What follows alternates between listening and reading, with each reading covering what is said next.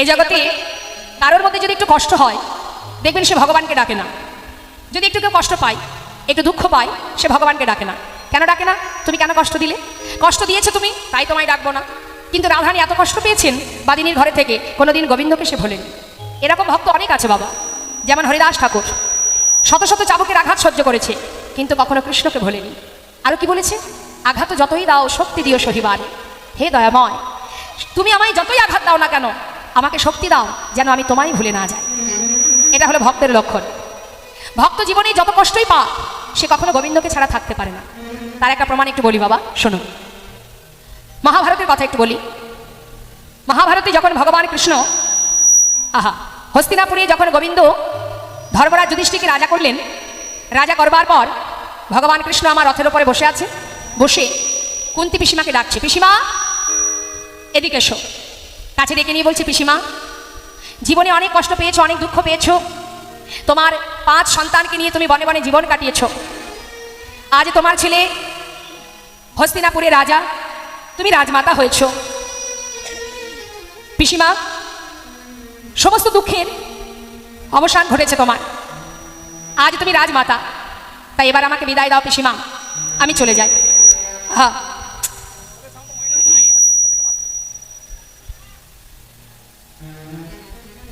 পিসিমা যাবার আগে আমি তোমায় বর দিয়ে যাব, তুমি যা চাইবে আমি তোমায় তাই দেব। সারা জীবন কষ্ট করেছেন 5 পুত্রকে নিয়ে, সারা জীবন বনে বনে জীবন কাটিয়ে অবশেষে হস্তিনাপুরে রাজা হওয়ার পর ভগবান কৃষ্ণ যখন বিদায় নিচ্ছে বাবা, রথের ওপরে বসে আছে কৃষ্ণ।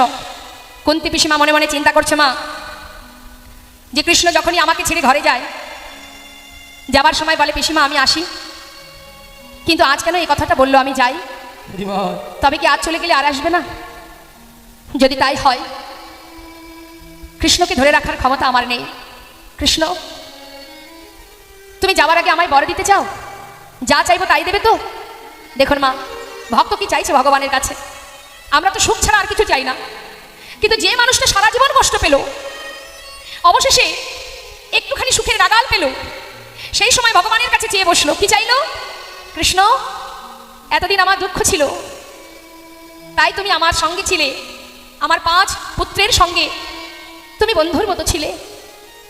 আজ আমার ছেলে হস্তিনাপুরে রাজা, আমি রাজমাতা হয়েছি, তাই তোমাকে চিরতরে হারাতে হচ্ছে। তুমি আমাদের ছেড়ে চলে যেতে চাইছো, তবে যাও কৃষ্ণ, শুধু যাবার আগে এই বল দিয়ে যাও, এই জগতে মাঝে এখনো যত কষ্ট আছে, যত দুঃখ আছে, যন্ত্রণা আছে, বেদনা আছে, যে দুঃখ কষ্ট যন্ত্রণা পেলে চিরতরে তোমাকে নিজের কাছে পাওয়া যায়, যে যন্ত্রণা পেলে তোমাকে হারাতে না হয়, যে কষ্ট পেলে সদা সর্বদাই তোমাকে স্মরণে রাখা যায়, সেই কষ্ট, সেই দুঃখ, সেই যন্ত্রণা তুমি আমাকে দিয়ে যাও কৃষ্ণ। এমন সুখ তুমি আমায় দিও না যে সুখ পেলে দিনে দিনে তোমাকে ভুলে যায়। পাশে দাঁড়িয়ে আছে ভীম। ভীম বলছে, মা জীবনে এত কষ্ট পেলাম, সারাটা জীবন কষ্টই পেলাম, সবেমাত্র দাদা রাজা একটু সুখের নাগাল পেয়েছি, তুমি আবার কেন কৃষ্ণের কাছে দুঃখ চাইছো মা? মা বলছেন, ওরে ভীম, সারা জীবনে দুঃখ পেয়েছিস, কষ্ট পেয়েছিস, সেই সঙ্গে কৃষ্ণকে কাছে পেয়েছিস বাবা। আজ তোর দাদা রাজা হয়েছে বলে কৃষ্ণ আমাদের ছেড়ে চলে যাচ্ছে। বল বাবা, ওই সোনার সিংহাসন পেয়ে চিরকালের মতো কৃষ্ণ হারানো ভালো, নাকি কৃষ্ণকে নিয়ে বাকি দিন কটা বনে বনে কাটানোই ভালো? যুধিষ্ঠির, যে সিংহাসনে বসলে কৃষ্ণ হারা হতে হয়, সে সিংহাসন আমি চাই না। নেমে আয় সিংহাসন থেকে, নেমে আয় বাবা, ওই সিংহাসন আমার প্রয়োজন নেই। ভগবান কৃষ্ণ রথ থেকে নেমে ছুটে গিয়ে পিসিমাকে বুকের মধ্যে জড়িয়ে ধরে কাঁদছে আর বলছে, পিসিমা এত ভালোবাসো তুমি আমায়, আমার জন্য তুমি এই রাজ সিংহাসন পরিত্যাগ করতে চাও? পিসিমা আমি তোমার ভালোবাসায় বাধা পড়ে গেছি, যখনই আমাকে স্মরণ করবে তুমি, আমি তোমার সামনে এসে ধরা দেব। এটা ভক্তের চাওয়া মা। ভক্ত কখনো কৃষ্ণ ছাড়া, গোবিন্দকে ছাড়া থাকতে পারে না। ভগবানও তেমন, ভগবানও যেমন ভক্ত ছাড়া থাকতে পারেন না, তেমন ভক্ত ভগবানকে ছাড়া থাকতে পারেন না। তবে তেমন ভক্ত হতে হবে।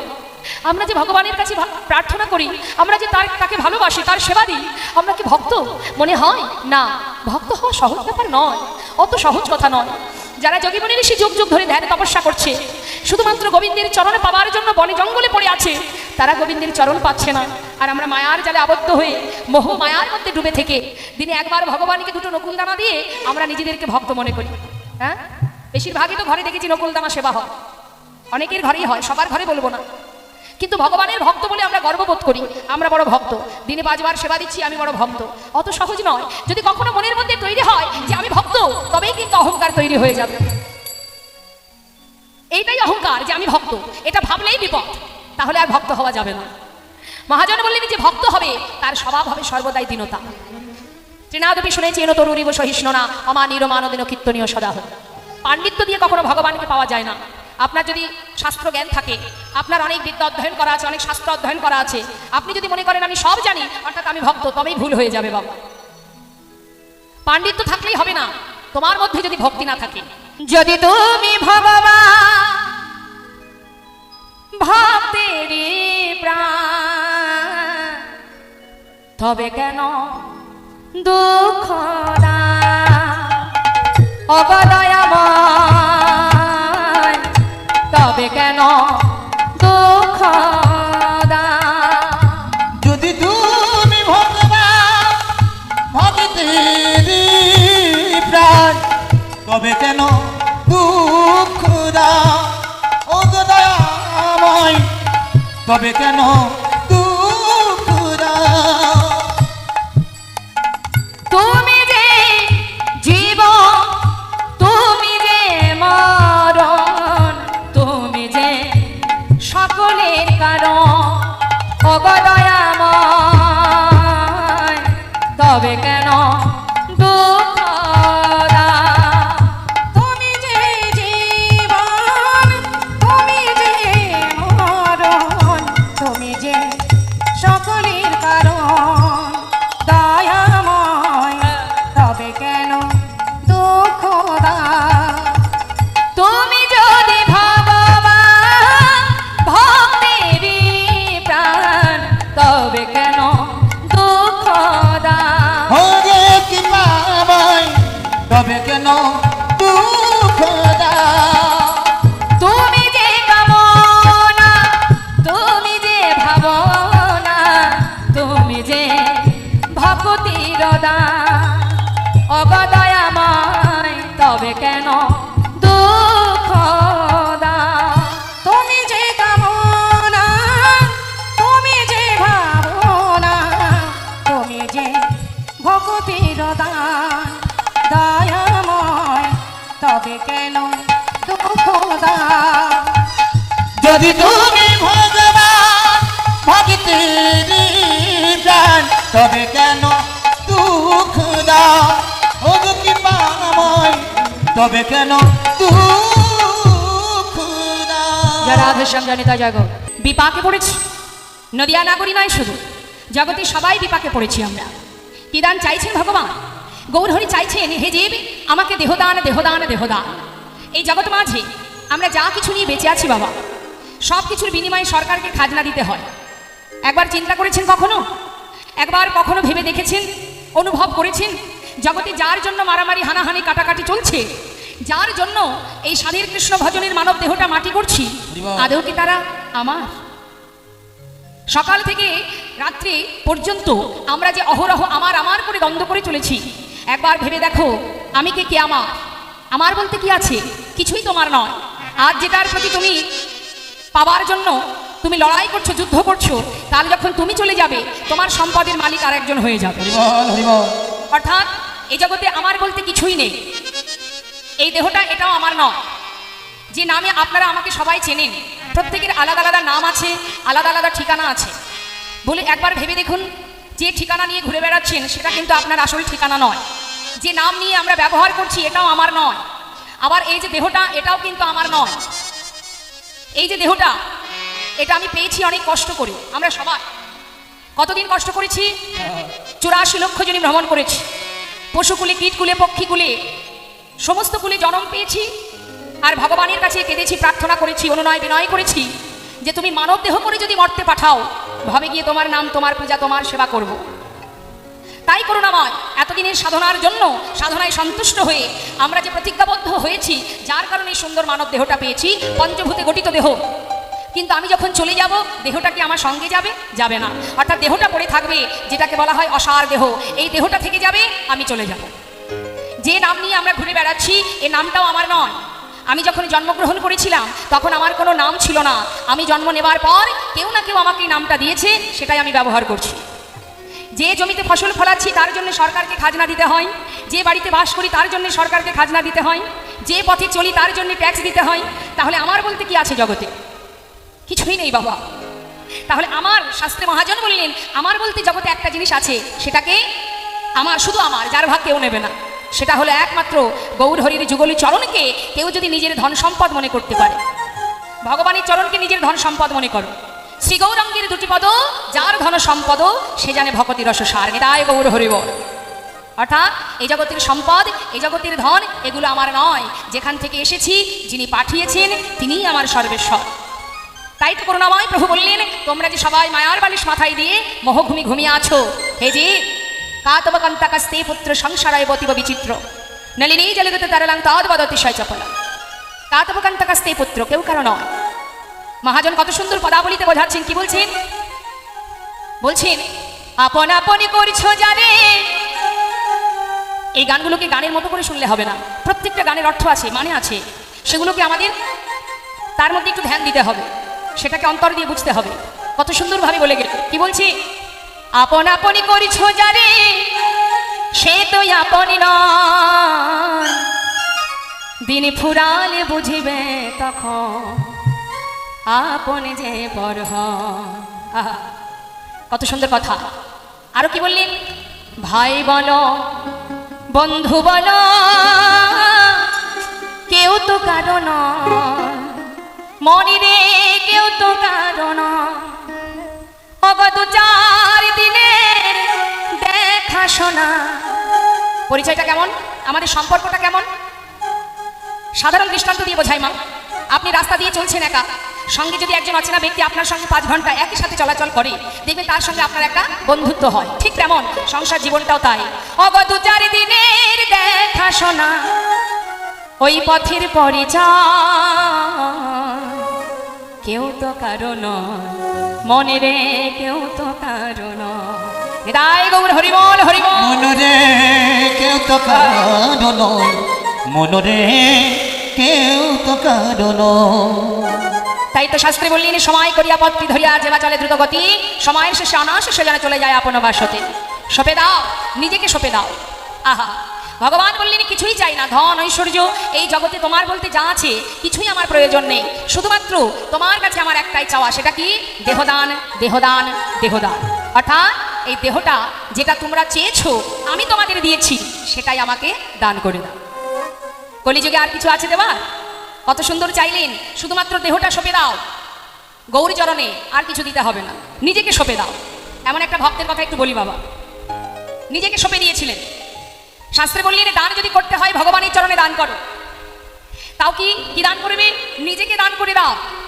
দেখুন, এক ভক্তের কথা একটু বলি মা, যিনি হলেন বলি মহারাজ, যিনি দান করেছিলেন নিজেকে। হয়তো অনেকেই আপনারা জানেন এই বিষয়টা, তাও একটু ছোট করে বলি।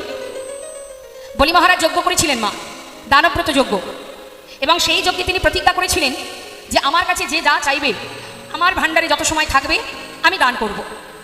বেশ ভালো কথা। সেই যজ্ঞে পৌরোহিত্য করছেন তারই গুরুদেব দৈত্যগুরু শুক্রাচার্য। এখন যজ্ঞ সম্পূর্ণ হবার পর প্রত্যেকে এসে মহারাজের কাছে দান চাইছে, যে যা চাইছে মহারাজ তাকে তাই দিচ্ছেন। এইভাবে দান নিতে নিতে হঠাৎ স্বয়ং ভগবান প্রভু নারায়ণ মনে মনে চিন্তা করলেন, বেশ, তুমি যখন এত বড় যজ্ঞ করেছো, তুমি যখন দান করছো, তাহলে আমি একবার পরীক্ষা করে দেখি যে আমি যা চাইবো সেটা তুমি দিতে পারো কিনা। কি করলেন বাবা? ভগবান করুণাময় ধীরে ধীরে ভক্তকে পরীক্ষা করার জন্য নিজেকে বামন সাজালেন। নিজেকে বামন সাজিয়ে মাথায় একটি ছাতা নিয়ে, হাতে একটা লাঠি নিয়ে বামন সেজে গুটি গুটি পায়ে যাচ্ছে। এখন যখন ভগবান আসছেন গুটি গুটি পায়ে, ঠিক সেই সময় দূর থেকে বলি মহারাজের গুরুদেব শুক্রাচার্য তিনি কিন্তু ভগবানকে দেখে চিনতে পেরেছেন। কেন পারলেন না? তার অষ্টসিদ্ধি জানা আছে। অষ্টসিদ্ধি জানা আছে। তিনি কোনো ব্যক্তি যদি ছদ্মবেশে আসে তিনি দেখেই বলতে পারতেন আসলে ব্যক্তিটাকে, এর আসল স্বরূপটা কি। আবার কোনো ব্যক্তি যদি ছলনা করে আসে তিনি জানতে পারতেন। আবার নিজেকে প্রয়োজনে একটা কীট তৈরি করতে পারতেন, কখনো আবার বিশাল আকার ধারণ করাতে পারতেন নিজের দেহটাকে। এই রকম বিভিন্ন রকমের সিদ্ধি তার জানা আছে। অনিমা, লঘিমা, ইটিকা, আগাম বক্তাকারী, পরকীয়াবাদ, বিভিন্ন রকমের সিদ্ধি, মানে অষ্টসিদ্ধি জানা আছে তার। এখন দূর থেকে ভগবানকে দেখে যখনই তিনি চিনতে পারলেন, সঙ্গে সঙ্গে বলি মহারাজ যেহেতু প্রভুকে ভালোবাসেন সেই জন্য বলির কাছে কথাটাকে গোপন করে দিয়ে ধীরে ধীরে তার সামনে গিয়ে দাঁড়িয়ে বলছি, বলি বলি বলুন গুরুদেব। শোনো বলি, তোমায় একটা কথা বলি। চেয়ে দেখো, গুটি গুটি পায়ে একটা বালক আসছে, ছাতা মাথায়, হাতে লাঠি, হাতে আছে কমণ্ডল। ওই বালকটি এসে যদি তোমার কাছে কিছু চায়, আমার আদেশ তুমি কিন্তু ওই বালককে কিছু দেবে না। নিতাই গৌর হরি। সঙ্গে সঙ্গে করজোড়ে বলি মহারাজ বলে উঠলেন, গুরুদেব আমি তো কোনোদিন আপনার কোনো কথা অমান্য করিনি, কিন্তু গুরুদেব আজকের এত বড় যজ্ঞে আমি প্রতিজ্ঞাবদ্ধ যে যা চাইবে আমি তাকে তাই দেব। কিন্তু আজ আপনি যদি আমাকে নিষেধ করেন আমি আপনার কথা রাখতে পারবো না। কারণ গুরুদেব আমি যে প্রতিজ্ঞা করেছি সবাই যে যা চাইবে আমি তাকে তাই দেব, আর ওই বালকটি এসে কিছু চাইলে তাকে দেব না। গুরুদেব আজকের কথা আমি রাখতে পারবো না। শাস্ত্রে বলেন সেই গুরু গুরু নয় যে গুরু তার শিষ্যকে ভগবানের সেবা থেকে দূরে সরিয়ে দেয়। সেই মাতা মাতা নয়, সেই পিতা পিতা নয় যে তার সন্তানকে ভগবানের সেবা থেকে দূরে সরায়। অনেকের ঘরে দেখবেন অনেক মায়ের গর্ভে একজন কৃষ্ণ ভক্ত সন্তানের জন্ম হয়, কিন্তু সে যদি ভক্তিপথে এগিয়ে যায় দেখবেন অনেক মা বাবা আছে সন্তানকে যেতে দেয় না, যাস না বাবা, ওই পথে যাস না, তাকে টেনে ধরে রাখে। কিন্তু এটা অপরাধ। আপনার গর্ব হওয়া উচিত যে আপনারই ঘরে একজন কৃষ্ণ ভক্ত সন্তান জন্ম নিয়েছে। শাস্ত্রে আছে একটা কৃষ্ণ ভক্ত সন্তান যদি আপনি জন্ম দিতে পারেন তাহলে একটা কৃষ্ণ ভক্ত সন্তানের জন্য 21 পুরুষ উদ্ধার হয়ে যায়। তাই মাতা পিতা হয়ে কখনো ভক্তিপথে কোনো সন্তান গেলে কখনো তাকে বরং এগিয়ে দেবেন, তাকে ধরে টেনে রাখবেন না। তাই আজ যখনই গুরুদেব বলেছেন, বলি মহারাজ কিন্তু বললেন আমি পারবো না গুরুদেব আপনার কথা রাখতে। বেশ, শুক্রাচার্য চিন্তা করলেন আমার কথা যখন শিষ্য নিল না তাহলে দাঁড়িয়ে দাঁড়িয়ে দেখতে চাই কি কি ঘটবে এখানে। দাঁড়িয়ে আছে, আর এদিকে গুটি গুটি পায়ে যখনই ভগবান বামন সেজে ঢুকেছে আসন পেতে বসতে দিলেন। পাতা আসনে বসলেন ভগবান। জিজ্ঞাসা করলেন, মহারাজ বলো বালক তুমি কি চাও? তখন প্রভু বলে উঠলেন, মহারাজ সবাই আপনার কাছে দান নিয়ে যাচ্ছে, কিন্তু আমি তো বামন, আমার একটু নিয়ম আছে, যদি আপনি সেটা মানতে পারেন তবেই আপনার কাছে আমি দান নেব। বেশ তো বলো কি কি তোমার সেই নিয়ম? মহারাজ এই দেখুন আমার হাতে একটা কমণ্ডল আছে, এর মধ্যে গঙ্গার জলও আছে। এই জল হাতে করে নিয়ে আপনাকে 3 সত্য অঙ্গীকার করতে হবে, আমি যা চাইবো আপনি সেটা দেবেন। যদি আপনি অঙ্গীকার করেন তবে আমি দান চাইতে পারি। বলি মহারাজ বললেন, অতি উত্তম কথা, হাত বাড়িয়েছে, দাও গঙ্গার জল। পাশে দাঁড়িয়ে গুরুদেব সমস্ত কাণ্ডটা দেখলেন। বাবা ঘটনাটা দেখে মনে মনে চিন্তা করলেন যে এই জলে যদি হাতে করে নিয়ে 3 সত্য অঙ্গীকার করে বসে হয়তো ভগবান সর্বস্ব কেড়ে নেবে। তাই তিনি কি করলেন, শিষ্যকে বাঁচানোর জন্য তিনি তাড়াতাড়ি করে নিজের দেহটাকে একটা কীট তৈরি করলেন। না কীট তৈরি করে ভগবানের হাতে যে কমণ্ডল, ওই কমণ্ডলের নলের মুখে বাধা সৃষ্টি করলেন যাতে জলটা কোনো রকমে বলির হাতে না পড়ে। যেই না বাধার সৃষ্টি করেছে ভগবান অন্তর্যামী অন্তরে জানতে পারলেন। মনে মনে বললেন, আহা বেশ, আজ তুমি গুরু হয়ে তোমার শিষ্য আমাকে সেবা করতে চলেছে আর তুমি তার কাছে বাধা দিলে, তবে যার কাজে তুমি বাধা দিয়েছো তার হাত দিয়ে তোমার উপযুক্ত সাজা আমি দেব। তুমি জানো না তুমি কার কাজে বাধা দিয়েছো। সঙ্গে সঙ্গে ভগবান ছলনা করে বলি মহারাজকে বললেন, মহারাজ আমার হাতে যে কমণ্ডলটা আছে বেশ কিছুদিন হয়েছে এই কমণ্ডলটা ব্যবহার করা পড়েনি। তাই মহারাজ আপনি একটা কাজ করুন, এই আপনার পাশে যে কোষ আছে ওই কোষ দিয়ে আমার কমণ্ডলের নলের মুখটা একবার পরিষ্কার করে দিন। যেই না বলেছে, মা একটু বসুন, একটু বসুন বসুন। সঙ্গে সঙ্গে বলি মহারাজ বলেন, বেশ। সেই কমণ্ডলের নলের মুখে ওই যে কুশ দিয়ে বাবা যেই না বলি মহারাজ আঘাত করেছে সঙ্গে সঙ্গে কিন্তু গুরুদেবের একটা চোখ অন্ধ হয়ে পরাজিত হয়ে সরে গেলেন বাবা। আর যেই না সরে গেলেন জল হাতে করে নিয়ে 3 সত্য অঙ্গীকার করলেন, তুমি যা চাইবে আমি তোমাকে তাই দেব। তুমি যদি তোমার 3য় চরণটা বাহির করে দেখাতে পারো, সাধারণত মানুষের 2টো চরণ হয়, কিন্তু তোমার 3য় চরণটা যদি আমি দেখতে পাই আমি তোমাকে ত্রিপাদভূমি দেব। দেখাও তোমার 3য় চরণটি কোথায়। ভগবান সঙ্গে সঙ্গে নাভি কমল থেকে একটা চরণ বাহির করলেন। আর যেই না বাহির করেছে আর কি চিনতে ভুল হয় বাবা, সিংহাসন পরিত্যাগ করে ছুটতে ছুটতে এসে প্রভুর চরণকে জড়িয়ে ধরলেন।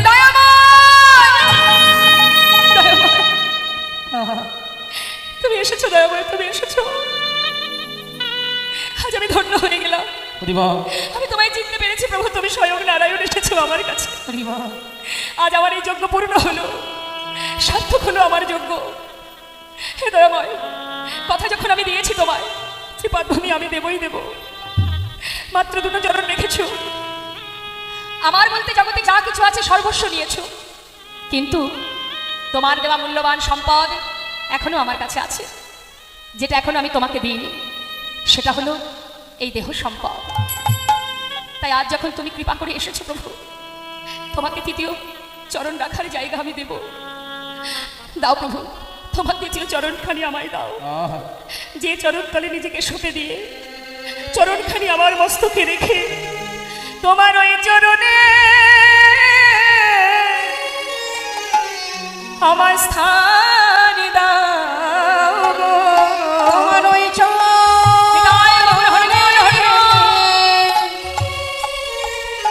আমার স্থান দাও গো। আমি আর কিছু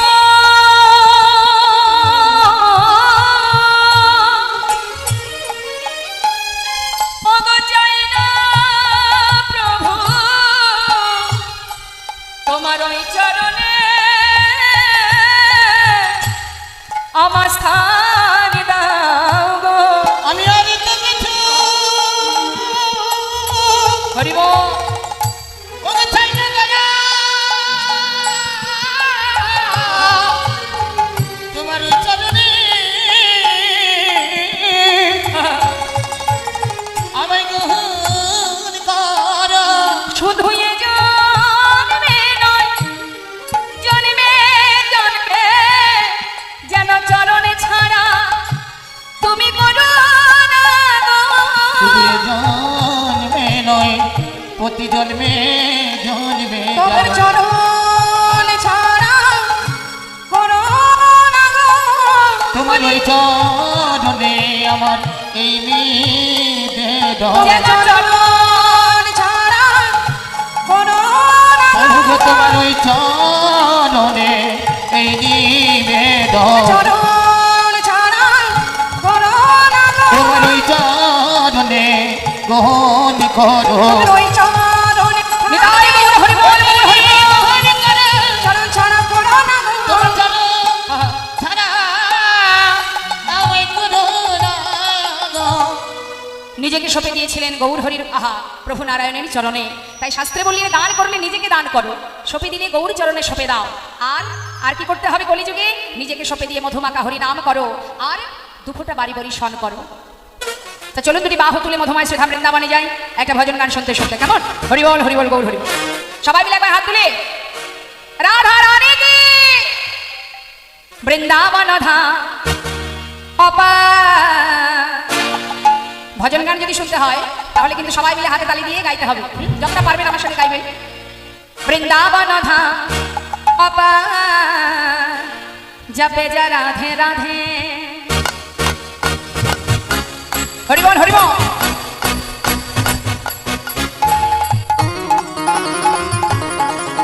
সবাই মিলে হাত তুলে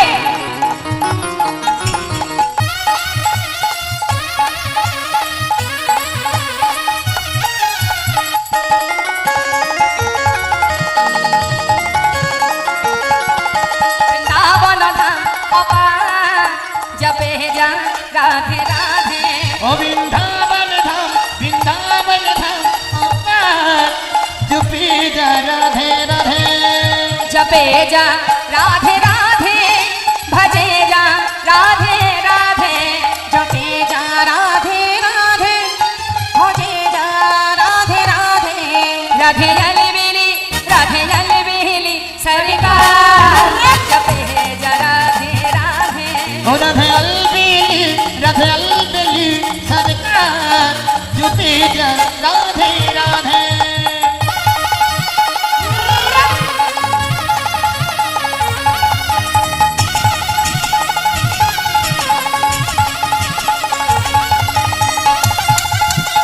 राधे राधे।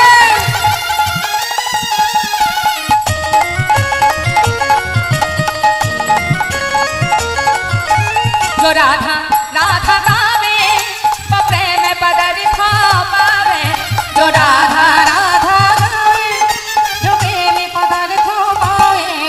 जो राधा राधा गावे वो प्रेम पदर था पावे ओ जो राधा राधा गावे प्रेम पद पावे वो को है जाए मेरा पार जपे राधे राधे वो हो जाए मेरा पार जपे राधे राधे राधे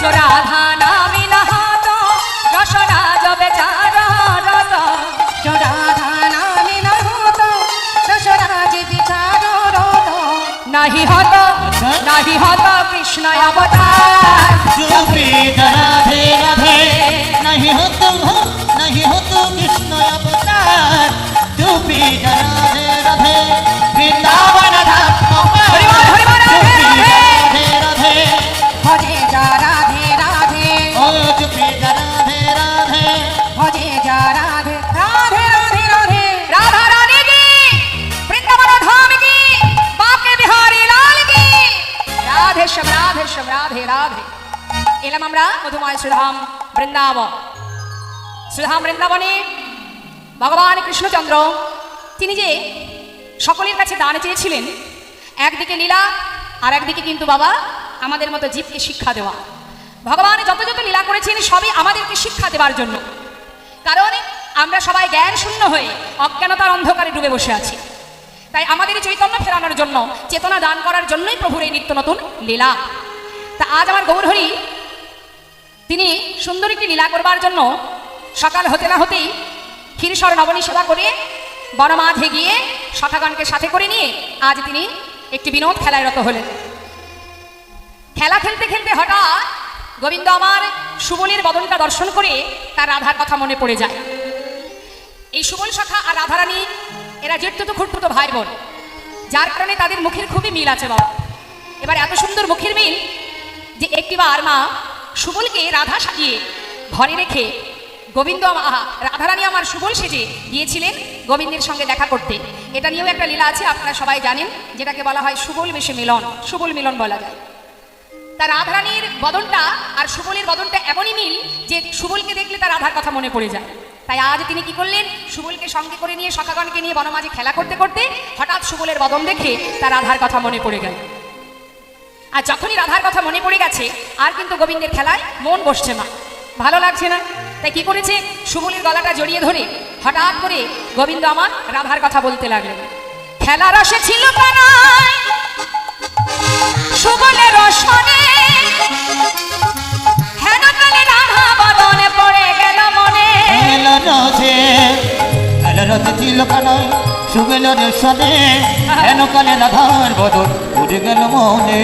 হেন কালে রাধা বদনে পড়ে গেল মনে। হেন কালে রাধার বদন উঠে গেল মনে। আপনার ধেনু বৎস সঙ্গী গণে দিয়া, আপনার ধেনু বৎস সঙ্গী গণে দিয়া, তখন আপনার ধেনু বৎস সঙ্গী গণে দিয়া, রাধা বলে বাজায় বাঁশি ত্রিভঙ্গ হইয়া, রাধা বলে বাজায় বাঁশি ত্রিভঙ্গ হইয়া, তখন রাধা বলে বাজায় বাঁশি ত্রিভঙ্গ হইয়া। গোবিন্দ আমার সুবলকে দেখা মাত্রই এবার রাধারানীকে দেখবার বাসনা জেগে গেল, বাঁশির ধ্বনি করতে শুরু করলেন। যেই না বাঁশি বাজালেন বাবা, গোবিন্দের হাতের যে বাঁশি, এই বাঁশি বাজলো। একটু বাঁশির সৃষ্টি তত্ত্বটা আপনাদের বলি। ভগবানের হাতের যে বাঁশি আমরা দেখতে পাই, এই বাঁশিটা কিভাবে সৃষ্টি হয়েছিল শুনুন, একটু ছোট করে বলি। সত্যযুগে দেবগুরু বৃহস্পতি নিষ্কাম যজ্ঞ করেছিলেন। সেই যজ্ঞে যখন পূর্ণাহতি দেয়, ওই হোমানল থেকে একটি 25 পর্বের বাঁশের সৃষ্টি হয়। আর সেই 25 পর্বের বাঁশ কয়েকটি খণ্ডে বিভক্ত হয় এবং এক একটি খণ্ড এক এক দেবতার হাতে যন্ত্র তৈরি হয়। সবাই কিন্তু গুনবেন কয়টি খণ্ডে কি কি যন্ত্র হলো। কি বলছে, নবমী বিষ্ণু সারিঙ্গী, বিষ্ণুর সারিঙ্গী হলো 9টি পর্বে। আর সপ্তমে হরকামক মানে ভোলানাথের হাতে ধনুক হলো 7টি পর্বে, 9 আর 7 কত হয় যোগ করুন। পঞ্চমে রামক দণ্ড, প্রভু রামচন্দ্রের হাতে ধনুক হলো 5টি পর্বে। তাহলে এবার যোগ করুন। ত্রিপর্বে গান্ডীব অর্জুন, অর্জুনের হাতের গান্ডীব ধনুক, যেটা হলো 3টি পর্বে। কটি হলো মা? বাকি থাকলো কটা? একটি। ওই একটি পর্ব বিশ্বকর্মা নিরজনে বসে ভগবান কৃষ্ণের হাতে বাঁশি তৈরি করেছিলেন। এদায় গৌর হরিবল। তা বিশ্বকর্মার কাছ থেকে যেদিন বাঁশি গ্রহণ করেছিলেন ভগবান কৃষ্ণচন্দ্র, এই বিষয় নিয়ে একটা লীলা আছে, যার নাম হলো বংশী শিক্ষা লীলা। তা সেই বাঁশি বাজলো, রাধা বলে বাজালো। বাঁশি বাজে একই সুরে, যার যেমন কান সে তেমন শোনে। তা কে কেমন সুরে শোনে, কেমন ভাবে শোনে? আজ মহাজন বললেন মাতা যশোমতী শোনে। যখন গোবিন্দ বাঁশি বাজায় কিভাবে শুনছে সেটাই বললেন। মাতা যশোমতী শোনে, ননী দেমা ননী, আর নন্দয় নন্দ শোনে, এই তো বাধায়ানি। আরে নন্দয় নন্দ শুনে, এই তো বাধায়ানি। সখাগণ শোনে বাঁশি, চলে গোঠে যায়। আর রাধা রানী শোনে বাঁশি, একবার ঘাটে সরায়। হরিবল হরিবল। তাহলে গোবিন্দ বাঁশি বাজায় একই সুরে, যার যেমন কান সে তেমন শোনে। মানে একটা ঘটনা মনে পড়ে গেল বাবা, একটু বলি। একটা গাছে এক পাখি ডাকছে, আর গাছতলা দিয়ে 4 জন বন্ধু যাচ্ছে। তা 4 জন বন্ধু 4 রকম কাজ করে। কেউ হচ্ছে ব্যবসাদার, কেউ আবার বৈষ্ণব, একজন সাধু, আবার কেউ মুসলমান, আবার কেউ যারা মাটির জিনিস তৈরি করে তাদের কি বলে, হ্যাঁ কুমুর। এই 4 জন যাচ্ছে। এখন গাছের পাখি ডাকছে তার মতো করে, তার ভাষায়। আর নিচ থেকে মানে গাছের তলা দিয়ে যে 4 জন যাচ্ছে, 4 জনের মধ্যে বলা বলি করছে, বলতো বন্ধু গাছের পাখি কি বলে। যেজন বৈষ্ণব তাকে জিজ্ঞাসা করছে, এই যে বলো তো গাছের পাখি কি বলছে? বলছে হরে কৃষ্ণ রাধা। যেই না বলেছে হরে কৃষ্ণ রাধা, এবার যে ব্যবসাদার সে হঠাৎ বলে উঠলো, না রে না। আরে না রে না, হরে কৃষ্ণ রাধা বলেনি। ভালো করে শোন পাখি কি বলছে। কি বলছে? বলছে পেঁয়াজ রসুন আদা। এবার যে কিনা কুমোর মানে মাটির জিনিস তৈরি করে, সে হঠাৎ বলে উঠলো, আরে বন্ধু, আরে না, ও পেঁয়াজ রসুন আদাও বলছে না, হরে কৃষ্ণ রাধাও বলছে না। ও কি বলছে জানিস? ও বলছে হাড়ি কলসি নাদা। এবার আরেকজন যে আছে, যেজন মুসলমান, হ্যাঁ কি বলছে? কি বলছে? বাহ, হরি বল। তার মানে বাবা, যে যেমন শোনে সে তো তেমনই বলবে মা। হ্যাঁ হরি বল। বাঁশি বাজে একই সুরে, যার যেমন কান সে তেমনই শোনে। হরি বল। তা আজ আমার গোবিন্দ বাজাচ্ছেন রাধা বলে, রাধা রাধা বলে বাঁশি বাজাচ্ছেন। মহাজন বললেন দেখো, রাধা রাধা বলি কানায় পুরে মোহন বাসি। হরি বল। রাধা বলি কানাই উড়িল মোহনে বাসি। বাঁশি বাজাইল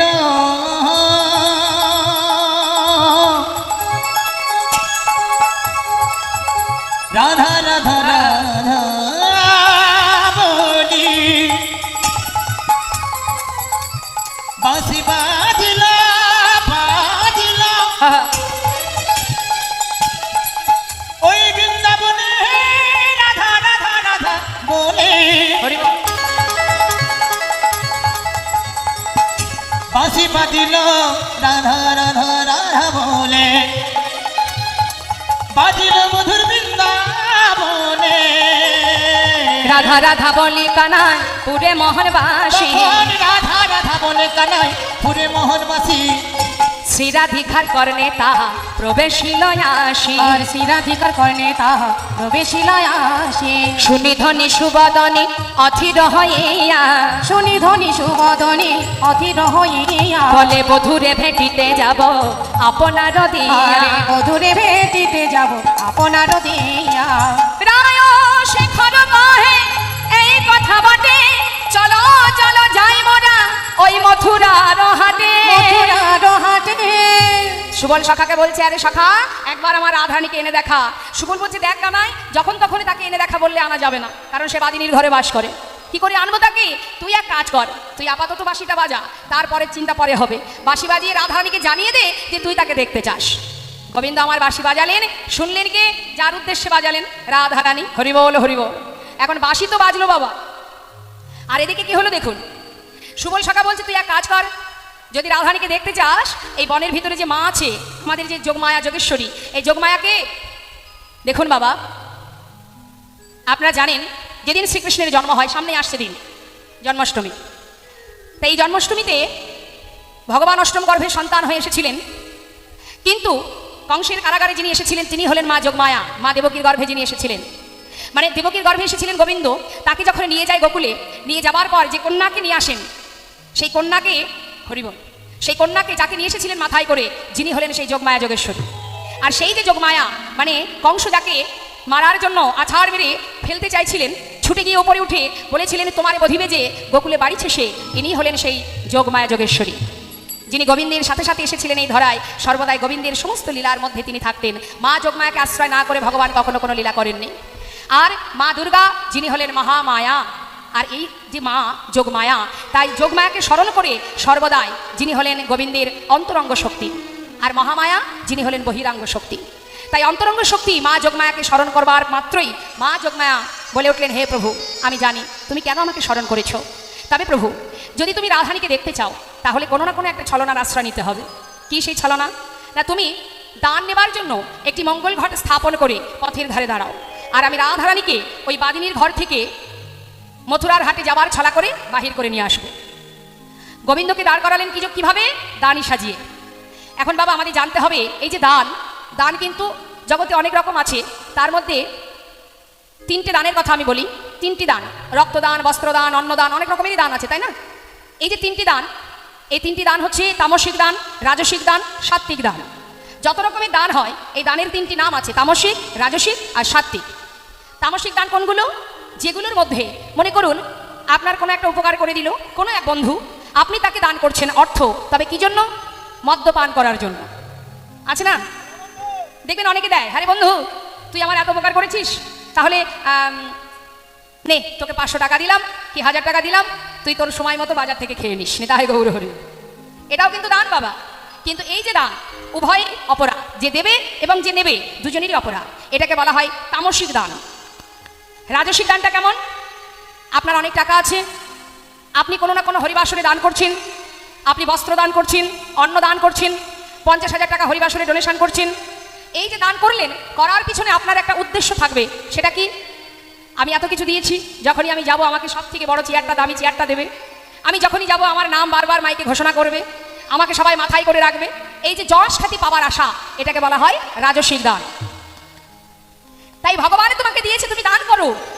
তোমাকে দিয়েছে, তুমি দান করো। আর তুমি যে দান করছো, জেনে রাখো দান কাকে করছো? যার নেই তাকে তুমি দিচ্ছ।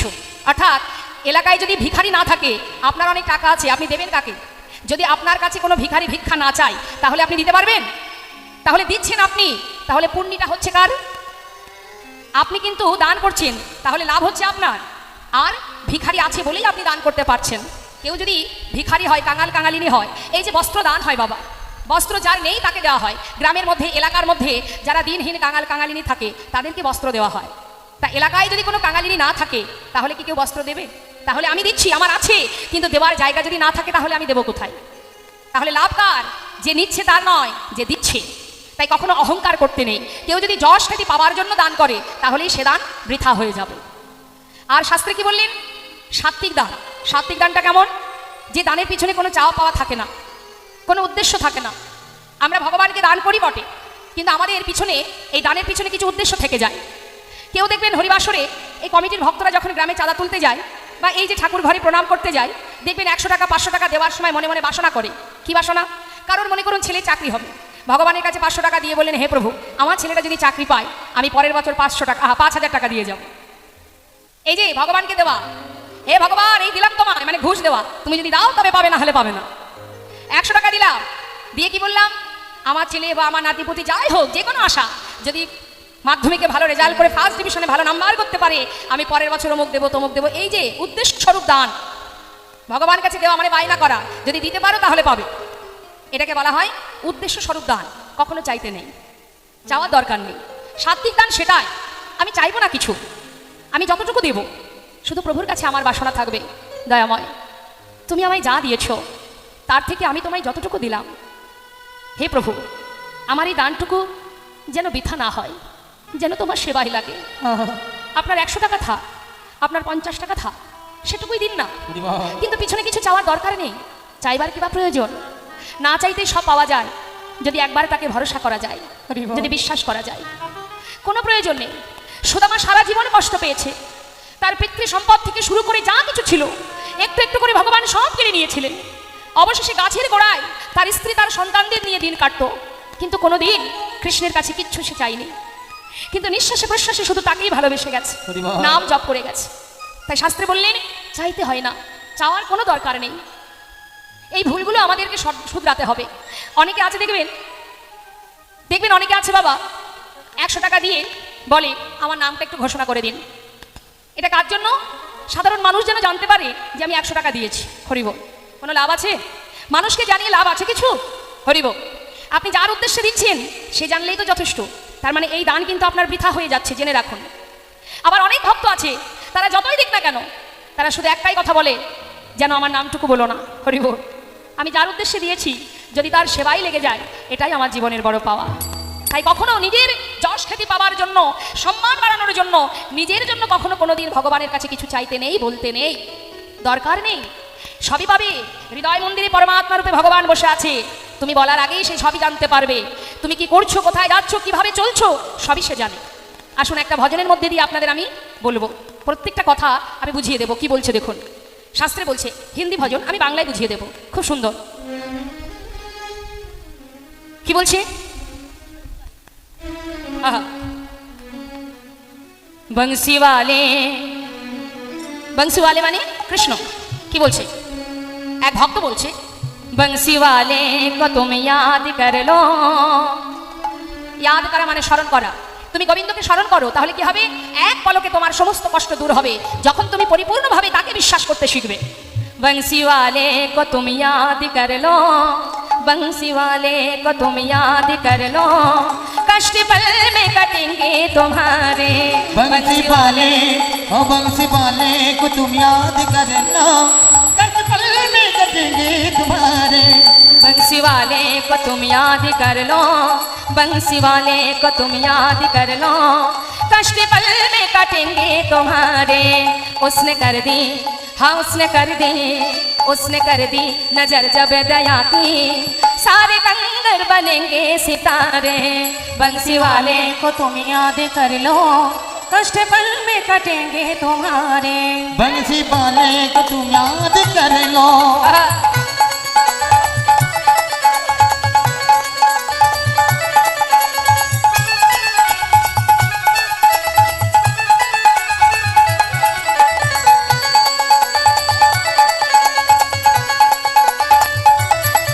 जिसने पतझड़ बहारों में बदली, जिसने कांटों में फूली खिलाए।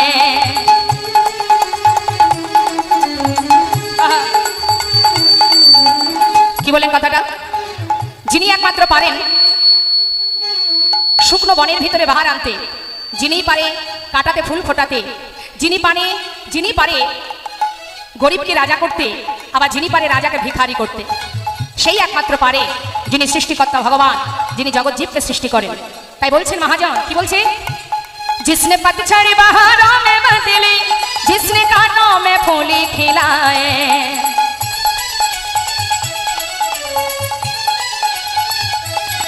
जिसने सर पे गई मुफलिसों के ताज हीरे जड़त है सजाए। तेरी झोली में, हाँ तेरी झोली में, ओ तेरी झोली में, हाँ तेरी झोली में, तेरी झोली में तुम देख लेना, बोहे भर देंगे खुद चाँद तारे। बंसी वाले को तुम याद कर लो, बंसी वाले को तुम याद कर लो, कष्ट पल में कटेंगे तुम्हारे। बंसी वाले को तुम याद कर लो। हरि बोल।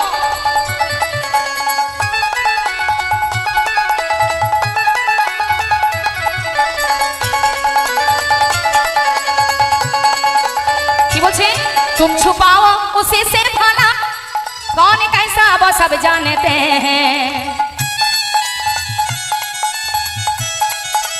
হরিবল, কথাটা কি বলেন বাবা? তুমি ছদ্মবেশে চলছো, ভাবছো কেউ দেখতে পাচ্ছে না আমি মহৎ কাজ করছি, কিন্তু তুমি কি জানো তোমার থেকে বড় ছদ্মবেশী সেই গোবিন্দ? তুমি তার চোখে ফাঁকি দিতে পারবে? পারবে না। আর কি বললেন? কে কেমন সেটা জানতে পারে কে? কौन कैसा वो सब जानते हैं, অর্থাৎ সে সব জানে। আর কি বললেন? तेरी मन की क्राइटेरिया में क्या है बा, অর্থাৎ তোমার মনের মধ্যে কি চলছে কেউ জানুক বা না জানুক সে কিন্তু জানে। তাই কত সুন্দর বলছে মহাজন, तेरी मन की क्राइटेरिया में क्या है बाखबर है बस सब जानते हैं तो ना चाहते हैं हाँ होना चाहते हैं होना चाहते हैं होना चाहते हैं होना चाहते हैं उंगली पे सबको हम खिलौने का बस में हमारे बंसी विदाई गौर हरिवान याद हरिवान कर लो बंसी वाले को तुम याद कर लो कष्ट पल में कटेंगे तुम्हारे दस पल में कटेंगे विदाई गौर हरिवान गौर हरिवान कटेंगे तुम्हारे दस पल में कटेंगे तुम्हारे কার মনের খবর কি চলছে কার মনে কি আছে যিনি এখানে বসে আছে অন্তরে আমি তার কিছু জানতে বাকি থাকে না বাবা তাই আজ দেখুন স্বয়ং গোবিন্দ আমার সুন্দরভাবে তিনি যখন মুরলীর ধ্বনি করলেন প্রেমময়ী রাধারানী জানতে পারলেন আর এদিকে মা যোগমায়া তাড়াতাড়ি করে গোবিন্দকে দানি সাজিয়ে তাকে বসিয়ে রেখে এবার যাচ্ছে মহাজন বললেন দান যদি করতে হয় নিজকে দান করো দান যদি করতে হয় গোবিন্দ চরণে দান করো সবে দাও তার চরণে আর কি এটাকে বলা হয় সাত্বিক দান গোবিন্দ সেবার করে দান ভক্ত সেবার করে দান শ্রেষ্ঠ দান উত্তম দান এবার গোবিন্দকে দানি সাজিয়ে দাঁড় করিয়ে রেখে মা যোগমায়া যাচ্ছেন বড়ি মায়ের রূপ ধারণ করে মধুময় শ্রীধাম বৃন্দাবনে যা বটে জটিলা ভবনে হরিবল এখন জটিলা ভবনে রাধারানী গোবিন্দের বাঁশির ধ্বনি শ্রবণ করে সে কিন্তু মা ওই বাদিনীর ঘরে বসে ছটফট করছে কেমন করে বধূর কাছে যাব হঠাৎ যোগাযোগ ঘটানোর জন্য মা যোগমায়া তিনি আসছেন যাবটে আর ছলনা করেছেন কি দধিদুগ্ধ ঘৃত ঘোল বিক্রি করার ছলনা ঘোমটা দিয়ে বড় করে এবার গুটি গুটি পায়ে যাচ্ছে আর সকলকে ডাকতে ডাকতে যাচ্ছে কি বলছে তোরা কে বিগে যাবি লো ও পাড়ার গোয়ালিনীরা তোরা কেউ বিকে হরিবল, যাবি হরিবল। ও পাড়ার গোয়ালিনীরা তোরা কেউ বিকে যাবি ও পাড়ার গোয়ালিনীরা ওই ধতি দুঃখ ঘিত ছানা দুধে দুধ ঘিত তোরা ঘোলে ধতি দুঃখ ঘিত ঘোলে দুধে দুধ ঘিত ঘোলে সাজানো পাশরা তোরা বিকে যাবি ও পাড়ার গোয়ালিনীরা তোরা তোরা কেউ কেউ দিকে যাবি গো ও পাড়ার গোয়ালিনীরা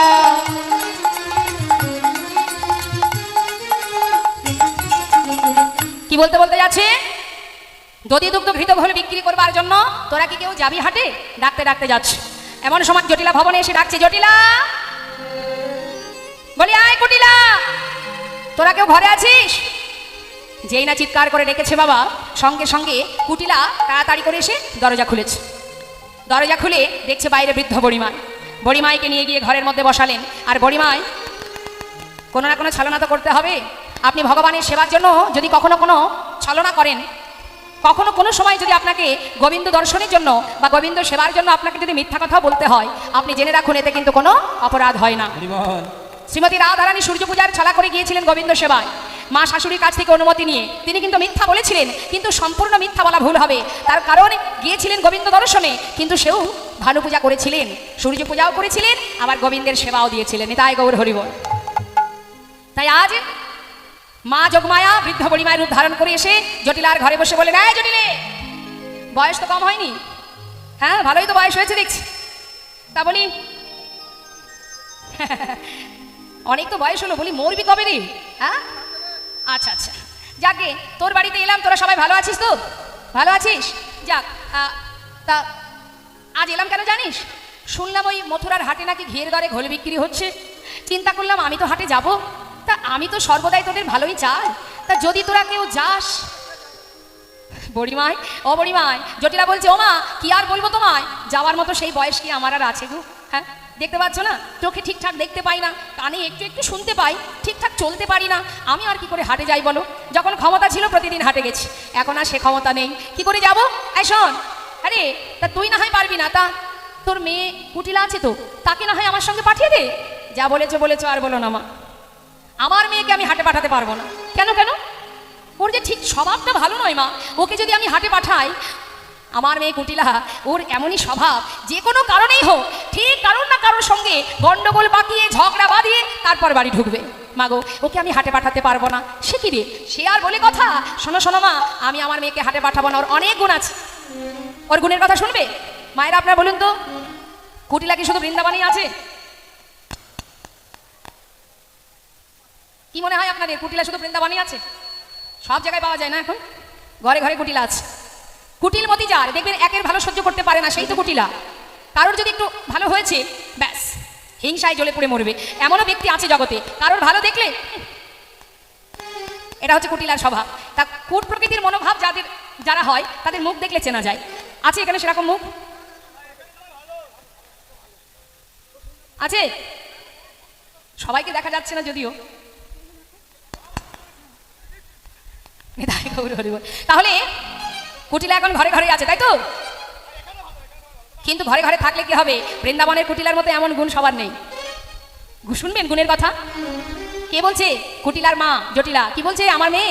আমার মেয়ের এমন গুণ, আমার মেয়ের এমন গুণ, কাঁচা বাসে লাগাই ঘুন। মেয়ের এমন গুণ ও সে কাঁচা বাসে লাগাই গুণ। মেয়ের এমন গুণ ও সে কাঁচা বাসে লাগাই ঘুন। মেয়ের এমন গুণ ও সে কাঁচা বাসে লাগাই গুণ। মেয়ের এমন গুণ জলেতে লাগাইয়া গুণ। মেয়ের এমন গুণ ও সে জলেতে লাগাইয়া গুণ। মেয়ের এমন গুণ ও সে জলেতে লাগাইয়া গুণ। মেয়ের এমন গুণ কাঁচা বাসে লাগাই ঘুন। মেয়ের এমন গুণ ও সে কাঁচা বাসে লাগাই গুণ। মেয়ের এমন গুণ। কি গুণ? কাঁচা বাসে ঘুন লাগাতে পারে, জলে আগুন লাগাতে পারে। এরকম মেয়ে আছে আপনাদের ঘরে? জলে আগুন লাগাতে পারে, কেশের সেতু পার হতে পারে। ভাবা যায়? কেশের সেতু পার হয়ে যায়। আবার ছাঁকনি করে জল আনতে পারে। বাবা, এখন এই কথা শুনে জটিলা বলছে, হ্যাঁ রে, আহা, বড়িমাই বলছে, ও জটিলে, তোর মেয়ের এত গুণ আছে, যাকে যাক, তাহলে তোর ওই গুণবতী মেয়েকে আর নিয়ে গিয়ে লাভ নেই। হ্যাঁ রে, বলি ওই এক কাজ কর, তুই তো পারবি না, তোর মেয়েও পারবে না, তা তোর এই ছেলেটাকে হাটে পাঠিয়ে দিতে পারিস না? হ্যাঁ, কেন?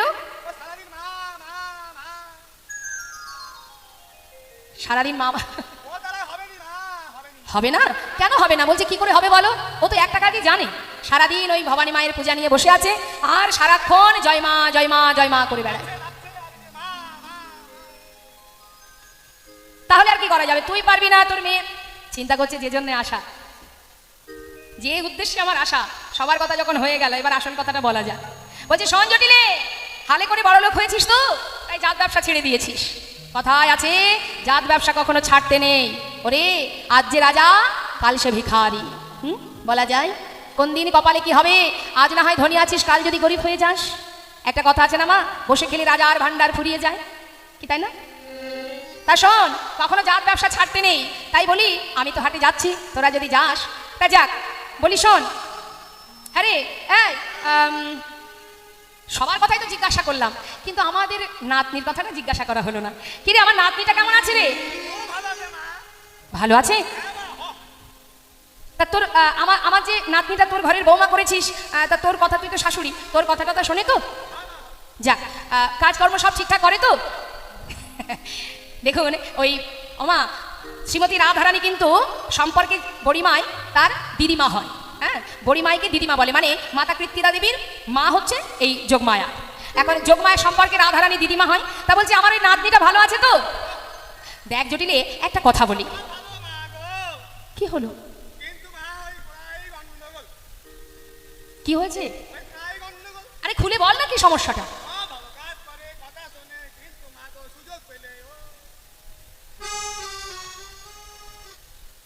মানে একটু খুলে বলবি? আরে কি ব্যাপারটা বল।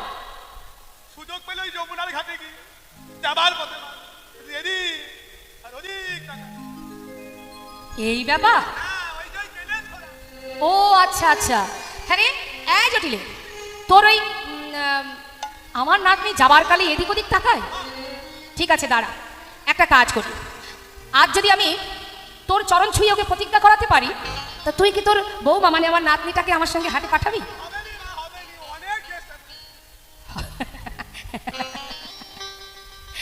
বলছি, দেখা, দাঁড়া দাঁড়া, দেখি কি করা যায়। বলি, ও নাতনি, এদিকা শোন, তোর শাশুড়ি বলছে তুই নাকি যমুনার ঘাটে যাবার গালে এদিক ওদিক তাকাতে তাকাতে যাস। শোন, আজ আমার সঙ্গে তোকে আমি হাটে নিয়ে যাব, মথুরার হাটে। হ্যাঁ, মথুরার হাটে যাবার গালে তুই কিন্তু এদিক ওদিক তাকাবি না, পায়ে হাত দিয়ে প্রণাম করে কথা দে যে তুই আমার সঙ্গে যদি যাস কোনো দিকে তাকাবি না, সোজা পথে তাকাবি। বল।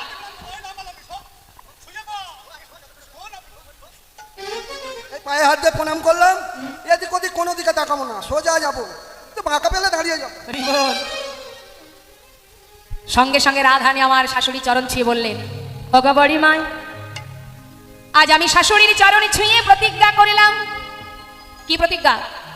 আজ যদি আমি মথুরার হাটে যাবার অনুমতি পাই, আমি এদিক ওদিক কোনো দিকে চাইব না।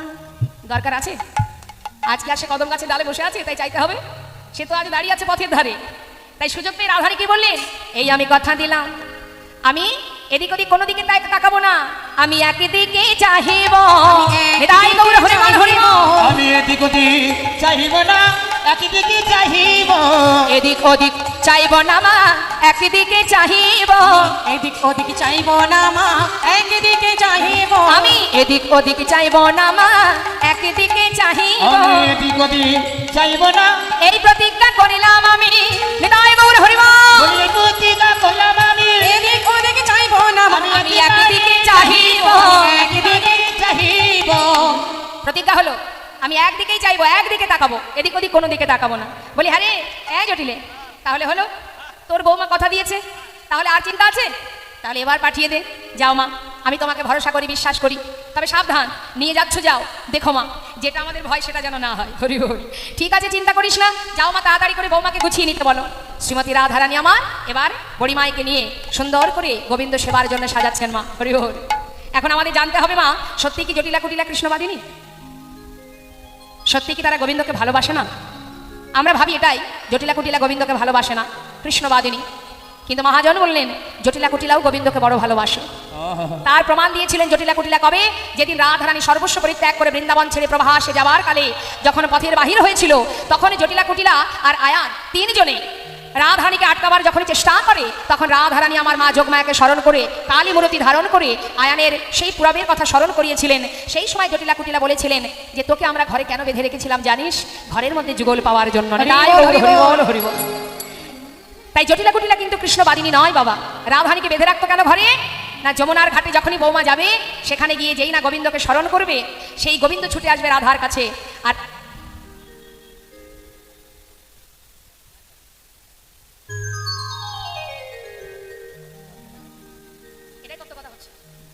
জনিতাই সকল ভক্তচরণে নিবেদন, এইভাবে আসরে আসবেন না।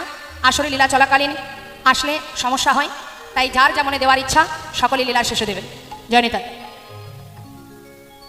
তো বাবা, জটিলা কুটিলা যখন রাধারানীকে ঘরে বেঁধে রাখতেন, এর কারণ হলো এটাই, যদি রাধারানীকে ঘরে বেঁধে না রাখি, যদি যমুনায় পাঠায়, যমুনায় গেলে যখনই রাধারানী গোবিন্দকে স্মরণ করবে, গোবিন্দ ছুটে আসবে রাধার কাছে।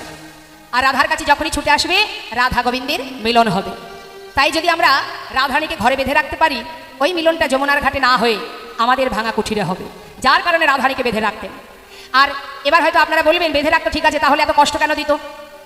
শুধু ধরে রাখতে পারতো, এত কষ্ট কেন দিত? চোখে কাজল পড়তে মানা, নীল শাড়ি পরতে মানা, এর কারণটা কি? ওই বাদিনীর ঘরে থেকে রাধারানী এত লাঞ্ছনা গঞ্জনা পেয়েছে মা, এর পিছনে অনেকগুলো কারণ আছে। আপনারাও ঘরের মধ্যে সংসারের মধ্যে কর্ম করছেন, রাধারানীও কিন্তু কর্ম করেছেন, কিন্তু রাধারানী আয়ানের ধরনী হয়ে আপনাদের মতো আমাদের মতো জীবকে শিক্ষা দিয়ে গেছেন যে হে জীব, সংসার করো, সংসারে কর্ম করো, অর্থ উপার্জন করো, সবই করো, কিন্তু মনটা দিয়ে দাও গোবিন্দ চরণে। নিতাই গৌর হরি বল হরি বল। ঠিক যেমন করে রাধারানী হাজার কাজের মধ্যে দিয়ে কৃষ্ণ ছাড়া আর জানতেন না, ঠিক তদ্রূপ তুমিও সব করো, তার মধ্যে দিয়ে নিজেকে সঁপে দাও গোবিন্দ চরণে, সর্বদাই তার নাম জপ করো, তারই শরণাপন্নে থাকো। তাহলে কি হবে? একসঙ্গে দুটো কাজ। একদিকে জাগতিক এই জগতে যে সংসার আমরা করেছি, এই সংসারের কর্মও হবে, আবার নিজের কাজও হবে। নিজের কাজ কোনটা? এই সংসারে যেটা করছেন এটা নিজের কাজ নয়, এটা শুধুমাত্র সুখে থাকার জন্য, ভালো থাকার জন্য কর্ম করা। আর নিজের কাজ কোনটা? এই যে এত কষ্ট করে যার যার কর্ম ছেড়ে, সংসারের কাজ ফেলে রেখে, সংসার ফেলে রেখে সবাই এখানে এসেছেন, একত্রিত হয়েছেন, একই আসনে বসে আছেন, এই মহতী হরিবাসরে, এই উত্তম আসনে আপনারা বসে আছেন। এই আসনের অনেক মূল্য বাবা, এই আসনের অনেক গুণ। যে আসনে আপনারা বসে আছেন, যে আসনে ঘুমানোর জন্য নয়, যে আসনে বসে গল্প করার জন্য নয়, যে আসনে বসে আছে, যে কিনা মাঠে জন্মজুরি খাটে সেও বসে আছে, আবার যে বাসে 70,000 1 লাখ টাকা উপার্জন করে সেও এই একই আসনে বসে আছে, যে ধনী ব্যক্তি সেও বসে আছে, যে কাঙাল কাঙালিনী সেও একই আসনে বসে এই হরিবাসরে, মহতী হরিবাসরে ভগবানের আসরে বসে আছেন। এখানে বসে সবাই অমৃত কথায় ডুবিয়ে রেখেছেন নিজেদেরকে। তাই এর এমনই মাহাত্ম্য, এখানে কোনো ভেদাভেদ নেই, এখানে কোনো উঁচু নিচু নেই, সবার সমান অধিকার, সবাই আমরা এক। তাই বৈষ্ণব মহাজন বললেন যে নিজের কাজ কোনটা? এই জগতের কাজ, যেটা সংসারের কাজ, আর আমার কাজ হলো এই অমৃত কথা আস্বাদন করা, ভগবত চিন্তা করা। এটা হলো আমার কাজ। আমি মানে কি? আমি মানে আত্মা, যেটা এর মধ্যে আছে। যেটা আছে বলে এখনো আপনাদের সামনে আমি দাঁড়িয়ে কথা বলতে পারছি, সেটাই হচ্ছে আমি। এই দেহটা আমি নই। প্রত্যেকের মধ্যে যে আত্মা আছে সেটাই হচ্ছে আপনারা, আপনি, অন্য কেউ নয়। এই দেহটা আপনি নয়। আমি যদি মারা যাই দেহটা থেকে যাবে, আমি চলে যাব। এই দেহটা হচ্ছে ভগবানের দেওয়া একটা ভাড়া ঘর, একটা ভাড়া বাড়ি। এই জাগতিক জগতে যেমন ভাড়া বাড়িতে বাস করে মানুষ, তার একজন মালিক থাকে। সময় হলে মালিক তাকে বলে দেয় যে ঘর ছেড়ে দাও, তখন তারা বলে বেশ, অমুক তারিখে অমুক দিন অমুক সময় আপনার ঘর আমি ছেড়ে দেবো। তার একটা নির্দিষ্ট সময়সূচি থাকে। কিন্তু বাবা, আমরা যে বাড়িতে বাস করছি, যার মালিক গোবিন্দ, এই দেহ ঘর ভগবানের দেওয়া ঘর, যার মধ্যে আমি আছি। যখন তিনি চাইবেন তখনই কিন্তু এই ঘর থেকে আমাদের চলে যেতে হবে। সেটা কখনই যেতে হবে, সেটা দিনেও হতে পারে, রাতেও হতে পারে। এক মুহূর্ত সময় দেবে না। সময় হওয়ার সাথে সাথে তোমাকে ঘাড় ধাক্কা দিয়ে এই দেহ ঘর থেকে বাহির করে দেবে। তাই বৈষ্ণব মহাজন বললেন যে নিজের কাজটা করো। আসবার সময় এসেছিলাম ভালো, যাবার পথ সবাই ভুলে গেছে। আজ আমার রাধারানী তিনি জীবকে শিক্ষা দিলেন।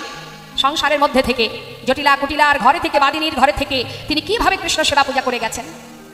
কিন্তু দেখুন বাবা, এত লাঞ্ছনা গঞ্জনা, নীল শাড়ি পরতে মানা, চোখে কাজল পরতে মানা, শ্রীমতী রাধারানীকে এতটাই কষ্ট দিতেন যে কিনা ধোয়ার ছলে বসে বসে কৃষ্ণ কৃষ্ণ বলে কাঁদতেন। কিন্তু বাবা, এই যে রাধারানী ঘরে বেঁধে রেখে তাকে এত কষ্ট দিতেন, এর পিছনেও কারণ আছে। সেই কারণটা কি না, জটিলা কুটিলা জানে ভগবান সব সইতে পারে, পারে না দুটো জিনিস, দুটো বিষয় তিনি কিন্তু মেনে নেন না বা সইতে পারেন না। একটা হচ্ছে কারণ মনের অহংকার, আরেকটি হলো কোনো ভক্তের চোখের জল। তাই তিনি মনে মনে ভাবলেন, আমি যদি রাধারানীকে কষ্ট দিই, রাধারানী যত কষ্ট পাবে, যত রাধারানী আমার ঘরে বসে কাঁদবে, গোবিন্দ তো চোখের জল সইতে পারবে না। রাধারানী চোখে জল দেখলে ছুটে আসবে রাধারানীর কাছে। আর আমরা যত কষ্ট দেবো রাধারানীকে, রাধারানী তত তাড়াতাড়ি গোবিন্দকে স্মরণ করবে। আর যখনই রাধারানীর কাছে গোবিন্দ আসবে, আমাদের ঘরেই রাধা গোবিন্দের মিলন হবে। আর রাধা গোবিন্দের যখন মিলন হবে, আমরা ঘরে বসে যুগল দর্শনে পাবো, দর্শনে পাবো, ঘরে বসে যুগল দর্শনে পাবো, ঘরে বসে যুগল দর্শনে পাবো, নয়নে যুগল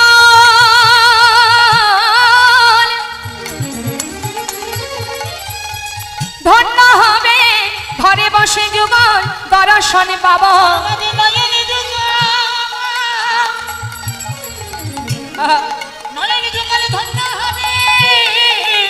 আমরা ঘরে বসে যুগল দর্শন পাবো। মানবী জন ধন্য হবে, এই তাপিত হৃদয় শীতল হবে।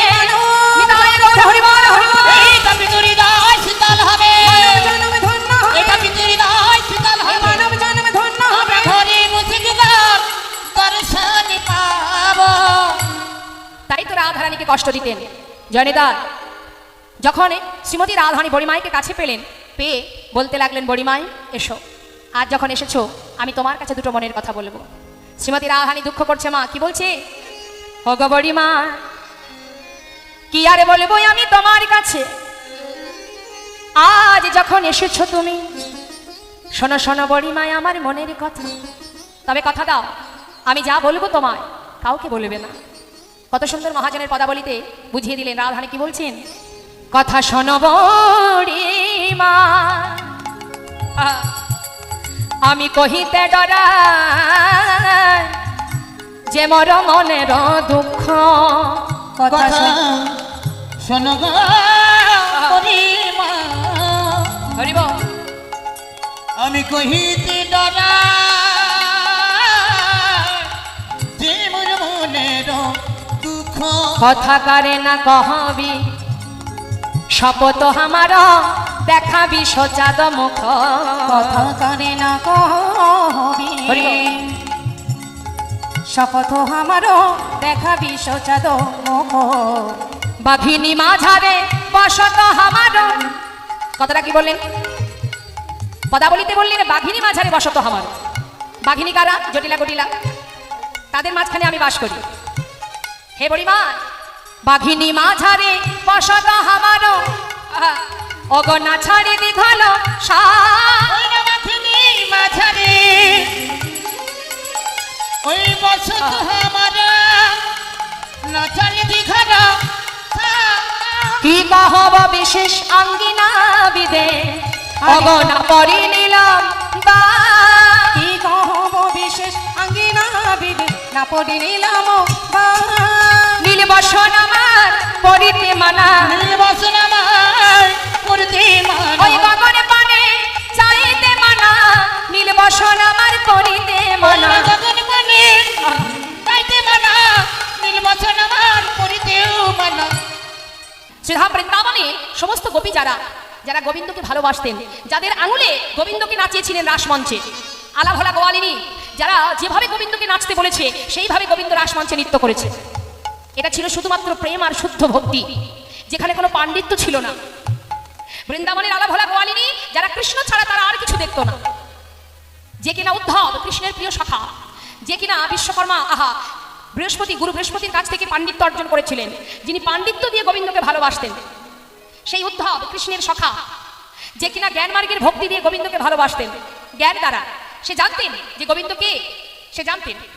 তাই একদিন গোবিন্দকে মথুরায় দ্বারকায় যখন গোবিন্দ কাঁদছে, মা তার কান্না দেখে জিজ্ঞাসা করছে, সখা তুমি কাঁদছো কেন, তোমার চোখে জল কেন? ভগবান কৃষ্ণ বলে উঠলেন, উদ্ধব আমার বৃন্দাবনের কথা মনে পড়েছে। বৃন্দাবনের কথা? বৃন্দাবনে কার কথা মনে পড়েছে? আমার সখাগণের কথা, আমার মায়ের কথা, ব্রজবাসীর কথা, রাধারানীর কথা। তখন উদ্ধব মৃদু হেসে বলেছিলেন, আহা কৃষ্ণ, যারা বোঝে না, যারা বোঝে না, যারা বোকা, বসে বসে তোমার জন্য কাঁদছে আর তুমিও তাদের জন্য কাঁদছো। তারা জানে না, তারা বোঝে না, তাদের সেই জ্ঞান নেই যে তুমি কে, সেই জন্য তারা কাঁদছে। কিন্তু তুমি কেন কাঁদছো? তুমি কেঁদো না। তখন কৃষ্ণ উদ্ধবকে বলেছিল, উদ্ধব তুমি এক কাজ করো, তুমি বৃন্দাবনে যাও, সবাইকে গিয়ে বলো তারা যেন আমার জন্য আর না কাঁদে। যাও। উদ্ধব বড় পণ্ডিত ছিলেন বাবা, তাই ছুটতে ছুটতে কৃষ্ণের কথা মতো নিজেকে কৃষ্ণ সাজিয়ে বৃন্দাবনে গিয়ে মা যশোমতীর কাছে গিয়ে বলছে যে মা, তুমি যাকে গর্ভে পেয়েছো সে সাধারণ মানুষ নয়, তোমার গর্ব হওয়া উচিত, তোমার আনন্দ হওয়া উচিত যে তুমি স্বয়ং ভগবানকে নিজের গর্ভে পেয়েছো। সে তোমার সন্তান নয়, তুমি সন্তান রূপে পেয়েছো তাকে, কিন্তু সে তো তোমার সন্তান নয়, সে পূর্ণ ব্রহ্ম, সে স্বয়ং ভগবান সর্ব ঐশ্বর্যপূর্ণ, সে যে অনাদির আদি। তাই মা তুমি কেঁদো না।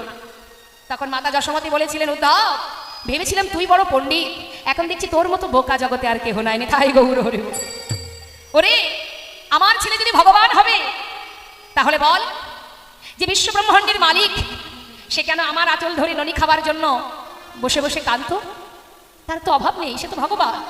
তাহলে যে ভগবান হবে সে কেন আমার আঁচল ধরে খাবার জন্য কাঁদবে? বল, তোর মতো বোকা দেখছি আর কেউ নেই। হ্যাঁ রে উদ্ধব, যেখান থেকে এসেছি সেখানে চলে যা, আমাকে বলতে আসিস না। বৃন্দাবনে যার কাছে গেছে বাবা, সেখান থেকে পরাজিত হয়ে অবশেষে উদ্ধব তার যত পাণ্ডিত্যই থাকুক না কেন, হাতে রাধা নাম জপ করতে করতে সে আবার পুনরায় গোবিন্দের কাছে ফিরে গিয়েছিলেন। তাই গৌর হরিব বুঝেছিলেন যে ভক্তি দিয়েই ভগবানকে বাঁধা যায়, পাণ্ডিত্য দিয়ে কোনোদিন গোবিন্দকে পাওয়া যায় না। সবার ঊর্ধ্বে হলো ভক্তি। তাই জটিলা কুটিলা জানে যে রাধারানীকে ঘরে বেঁধে রাখলে একদিন না একদিন আমরা রাধা গোবিন্দের যুগল দর্শন পাবো। এতটাই ভালোবাসতেন, তাই তো রাধারানীকে কষ্ট দিতেন যাতে তাড়াতাড়ি গোবিন্দকে আমরা কাছে পাই। হরি বল। এখন শ্রীমতী রাধারানী বড়িমাইকে বলছে, বড়িমাই আমি এমন ঘরে বাস করি, এই বাঘিনী মাঝারে বসত আমারও না ছাড়ি দীঘল শ্বাস। আমার দীঘল শ্বাস মানে কি? দীর্ঘশ্বাস। দেখবেন কষ্ট হলে মনের মধ্যে আমরা দীর্ঘশ্বাস ছাড়ি, তাই না? রাধারানী দীর্ঘশ্বাস ছাড়তে পারতেন না, এতটাই কষ্ট ওই জটিলার ঘরে পেয়েছেন রাধারানী।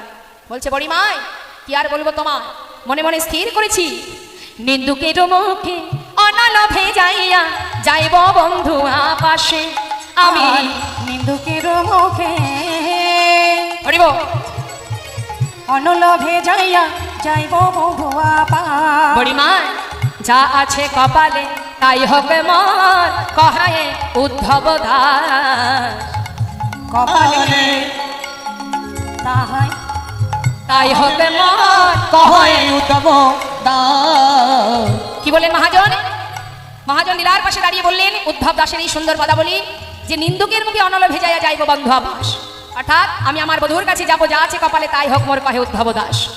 এমন সময় বড়িমাই বলে, রাধে তুই চিন্তা করিস না, পথের মাঝে গোবিন্দ দাঁড়িয়ে আছে দানি সেজে, সাজাগো পসরা যেতে হবে মথুরা। রাধানী বললেন, বড়িমাই পসরা তো সাজিয়েই রেখেছি। কোন পসরা? দেহ পসরা। বড়িমাই বললেন, দেহ পসরা সাজালে হবে না, দধি দুগ্ধ ঘৃত ঘোলে পসরা সাজাও, কারণ জাগতিক জগৎকে দেখাতে হবে তো, তাই দধি দুগ্ধ ঘৃত ঘোলে পসরা সাজিয়ে চলো আমরা যাত্রা করি। এবার শ্রীমতী রাধারানী গোবিন্দ সেবায় যাওয়ার জন্য তাড়াতাড়ি করে পসরা সাজাচ্ছেন মা। তো কি কি সাজাচ্ছেন দেখুন কিভাবে সাজাচ্ছেন। মহাজন কি বললেন?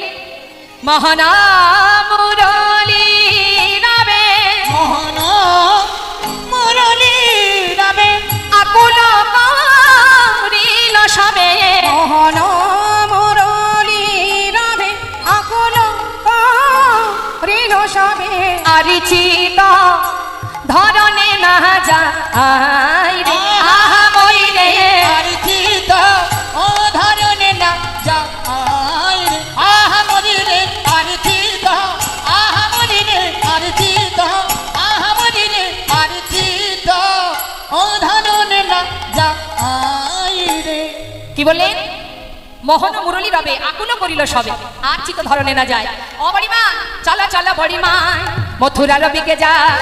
চলো চলো বুড়ি মাই মথুরা রবিকে যায়। তার ছলে ভেটিব কানা গান চলে ভেটিব কানা ওই গান চলে ভিটিব কানা আনন্দে আকুল চিত অঙ্গ ভেল পুলকিত আনন্দে আকুল চিত অঙ্গে ভেল পুলকিত নদী কুলচিত অঙ্গ ভেল কুলচিত শুনিয়া গোবিন্দ পথে রানী শুনিয়া গোবিন্দ পথে ওইনা শুনিয়া গোবিন্দ পথে রানী সুবর্ণের ভাণ্ড ভরি দধি দুগ্ধ ছানা পুরি সুবর্ণের ভাণ্ড ভরি দধি দুঃখ ছানা পুরে সারি সারি পশরায় পরে ওইনা সারি সারি পছরার উপরে তাহাতে উড়নে ভালে বিচিত্র নেতের ফালি তাহাতে ওড়নে ভালে বিচিত্র নেতের ফালি তাহাতে ওড়নে ভালে বিচিত্র নেতের ফালি দাসে সিরে ঝলমল করে দাসী শিরে করে ঝলমল ও দাসে সিরে করে ঝলমল দধি দুগ্ধ ঘৃত ঘোলে পশরা সাজিয়ে সুন্দর করে একটা শুদ্ধ বস্ত্র দিয়ে ঢেকে নিলেন। কেন? জেনে রাখুন, গোবিন্দ সেবার জন্য আপনি যেটাই তৈরি করুন, যে সামগ্রী নিয়ে যান না কেন, তার উপরে একটা শুদ্ধ বস্ত্র দিয়ে ঢেকে নেবেন। কখনো খালিভাবে আলগাভাবে নিয়ে যেতে নেই।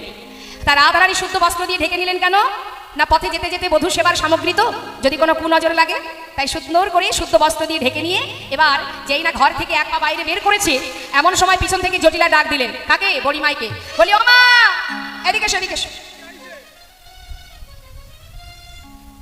দেখো মা, যাচ্ছ যাও, তা যাওয়ার আগে একটা, এদিকে আমার দিকে যাচ্ছ যাও, যাওয়ার আগে একটা কথা শুনে যাও। বলি, শোনো, বৌমাকে নিয়ে প্রথম হাটে যাচ্ছ, একে তো আমার বৌমাকে নিয়ে পাড়ার লোক কত কথা বলে, তাই না? কি মা বলি তো, পাড়ার লোকেরও জ্বালা, হ্যাঁ, শুধু কি আর পাড়ার লোকের জ্বালা, আবার ঘরে শাশুড়ি ননদির জ্বালা, রাধারানীকে কত জ্বালা সইতে হয়। তা এখন বড়িমাই বলছে, শোনো, তুমি যাচ্ছ যাও, তবে দেখো মা, যেন তার নামটি করো না, যেন তার নামটি করো না, তার নামটি করো না, যেন তার নামটি করো না, যে নামে বউ পাগলিনী তার নামটি করো না। যে নামে বউ পাগলিনী তার নামটি করো না। কি বলেন কথাটা? সব সাবধান, যে নামে আমার বৌমা পাগলিনী যেন তার নাম করো না। বাবা বড়িমাইকে বুঝতে পারছে না কথাটা? সবই কিন্তু বুঝতে পারছে। মনে মনে চিন্তা করছি, জটিলে রে, তোর মুখ থেকে আজকে ওই নামটা শুনবো, তারপর আমি যাব। তুই যখন বলবি না, তোর মুখ থেকে আজ আমি কৃষ্ণ নাম শুনে তবেই হাটে যাব। ঠিক আছে? সঙ্গে সঙ্গে কি বলছে বড়িমাই ছলনা করলে, আরে আয় জটিলে, শোন, এদিকে আয়। তুই কার নাম করতে বারণ করছিস? হ্যাঁ, ওই যে বললি না যেন তার নামটি করো না, মানে কার নাম করতে বারণ করছিস রে? শ্রীরামের কথা বলছিস? কি বললেন মা? মাঠে মাঠে ধেনু চড়াই তার নামটি করো না, মাঠে মাঠে ধেনু চড়াই তার নামটি করো না। মাঠে মাঠে ধেনু চড়াই তার নামটি করো না।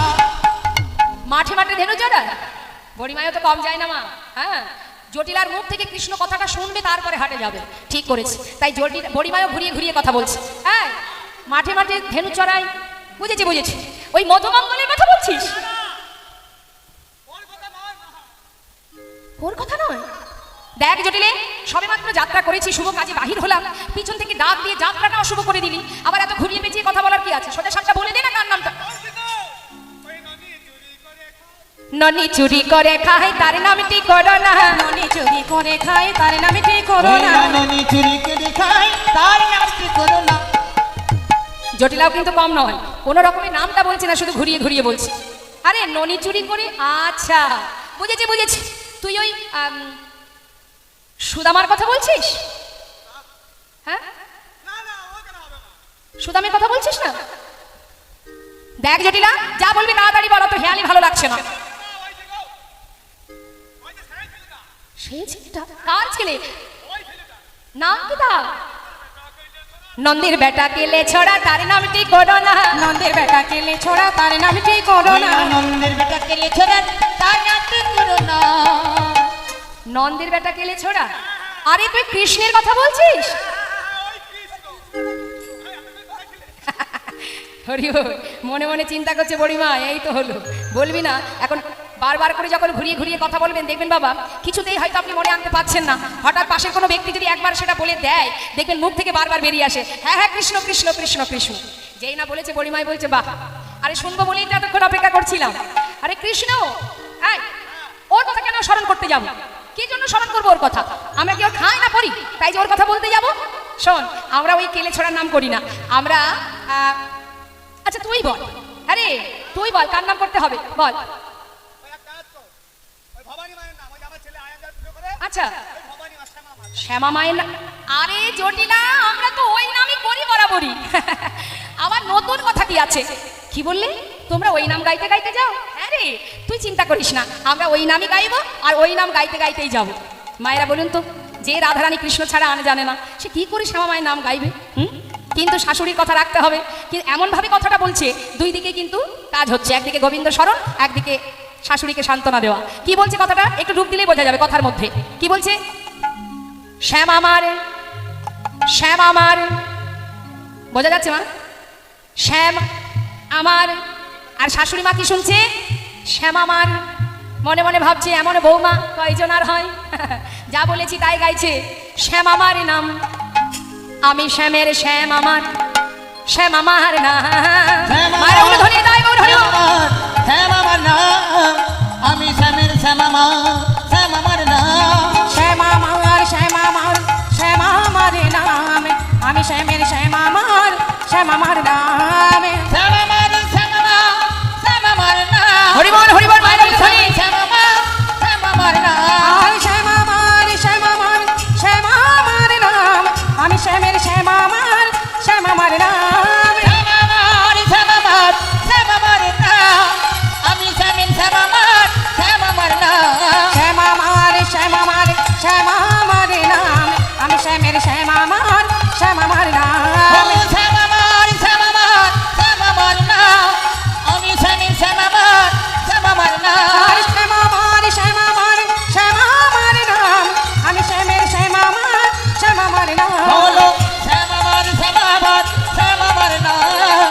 আমি শ্যামের শ্যাম আমার, শ্যাম আমার নাম। হরি বল, হরি বল, গৌর হরি বল। আমি শ্যামের শ্যামা মার শ্যামা মার নাম। বলো শ্যাম আমার, শ্যাম আমার, শ্যাম আমার নাম। আমি শ্যামের শ্যাম আমার, শ্যাম আমার নাম। শ্রীমতী রাধারানী শ্যামামার শ্যামামার গাইতে গাইতে যাচ্ছেন। আর এদিকে সখীরা যাচ্ছে রাধা নাম গাইতে গাইতে। আমরা একবার গাইবো সবাই মিলে, দেখি সবাই হাত তুলুন, প্রত্যেকে তুলবেন। হরি বল, হরি বল, হরি বল। তুলেছেন তো? মাঝে মাঝে দেখতে পাচ্ছি হাত ওঠেনি, কি ব্যাপার? হাত তুলতে কষ্ট? সারা বাড়িতে রেখে এসছে হাতগুলো। ওমা একটু হাতগুলো তুলুন তো দেখি কার কার হাত আছে। এত সময় কিন্তু হাত তুলতে বলিনি, যাই হোক এখন তুলেছেন। বলা লাগেনি, যদিও বলার আগে আপনারা তুলেছেন। এখন আমি বলছি তুলতে, সবাই মিলে তুলুন। সবাই কিন্তু রাধা নাম গাইবেন, আমি তো গাইবই, আর আমার সাথে সাথে আপনারাও গাইবেন। রাধে রাধে রাধে রাধে রাধে রাধে বল, রাধে রাধে রাধে রাধে রাধে রাধে বল বল। রাধে রাধে রাধে রাধে রাধে রাধে বল, রাধে রাধে রাধে রাধে রাধে রাধে বলো রাধে রাধে রাধে রাধে রাধে রাধে বল, রাধে রাধে রাধে রাধে রাধে রাধে বল। রাধে রাধে রাধে রাধে রাধে রাধে বল, রাধে রাধে রাধে রাধে রাধে রাধে বল। হে রাধে রাধে রাধে রাধে রাধে রাধে বল, রাধে রাধে রাধে রাধে রাধে রাধে বল। রাধে রাধে রাধে রাধে রাধে রাধে বল, রাধে রাধে রাধে রাধে রাধে রাধে বল। বলো রাধে রাধে রাধে রাধে রাধে বল, রাধে রাধে রাধে রাধে রাধে রাধে বল। বৃন্দাবন কি রাধে রাধে একটু জোরে জোরে রাধে রাধে বলবেন, সবাই হাত তুলে জোরে জোরে বলবেন কিন্তু। বৃন্দাবন কি, যমুনা মাই কি। আটানা হয়েছে, আটানা বাকি আছে এখন। এখনো আটানা বাকি। কখনো ঝগড়া করেছেন? আর বাবারা বলতে পারবে। বাবা বলুন তো, মায়েরা কি ঝগড়া করে? করে না? ঝগড়া করার সময় দেখবেন ও 2 কিলোমিটার দূর থেকে শোনা যাবে গলার আওয়াজ। হ্যাঁ, কিন্তু হরিনামে বসে গোবিন্দের নাম গাওয়ার সময়, তার নাম করার সময় তখন গলা দিয়ে আর কি করে সুর বেরোবে? বসে বসে যদি এইভাবে হাতে তালি দেয়, মনের জোরটা তৈরি হবে। অনেকে দেখবেন হাতে তালি দেয় ঠিক এইভাবে, মানে ইচ্ছা নেই, কীর্তনিয়া বলেছে বাধ্য হয়ে হাতে তালি দেব। হ্যাঁ, দায় ঠিকই, এইভাবে হাতে তালি দিলে কোনো লাভ নেই। এই যে হাতে তালি দেওয়া হয় যদি বাহু তুলে, এর অনেকগুলো উপকার আছে। জোরে জোরে হাতে তালি দিলে কি হয়? আমাদের শরীরের অলসতা কেটে যায়, জড়তা যদি থাকে কেটে যায়। অনেকে দেখবেন প্রাণ ভরে হাতে তালি দেয়। আবার জোরে জোরে হাতে তালি দিলে কি হয় দেখবেন, এটা একটা আমাদের শরীরের একটা প্রাণায়াম হয়ে যায়, তাই না? রামদেবজি বলেছে না, জোরে জোরে হাতে তালি দিলে অনেক শরীরের রোগ সেরে যাবে। গেল দুটো উপকার। আর হরিবাসরে বসে যদি কেউ হাতে তালি দেয় তাহলে এটাও একটা গোবিন্দের সেবা হয়। তিনটে কারণ, কতগুলো উপকার দেখুন। আবার যদি কেউ জোরে জোরে হাতে তালি দেয় তাহলে দেখবেন অনেক, যদি আপনার আশেপাশে কোনো বাধা থাকে সেগুলো সরে যাবে। বাধা মানে দেখবেন হরিবাসরের মধ্যে অনেক বাধা সৃষ্টি করার মানুষ থাকে, যে নিজে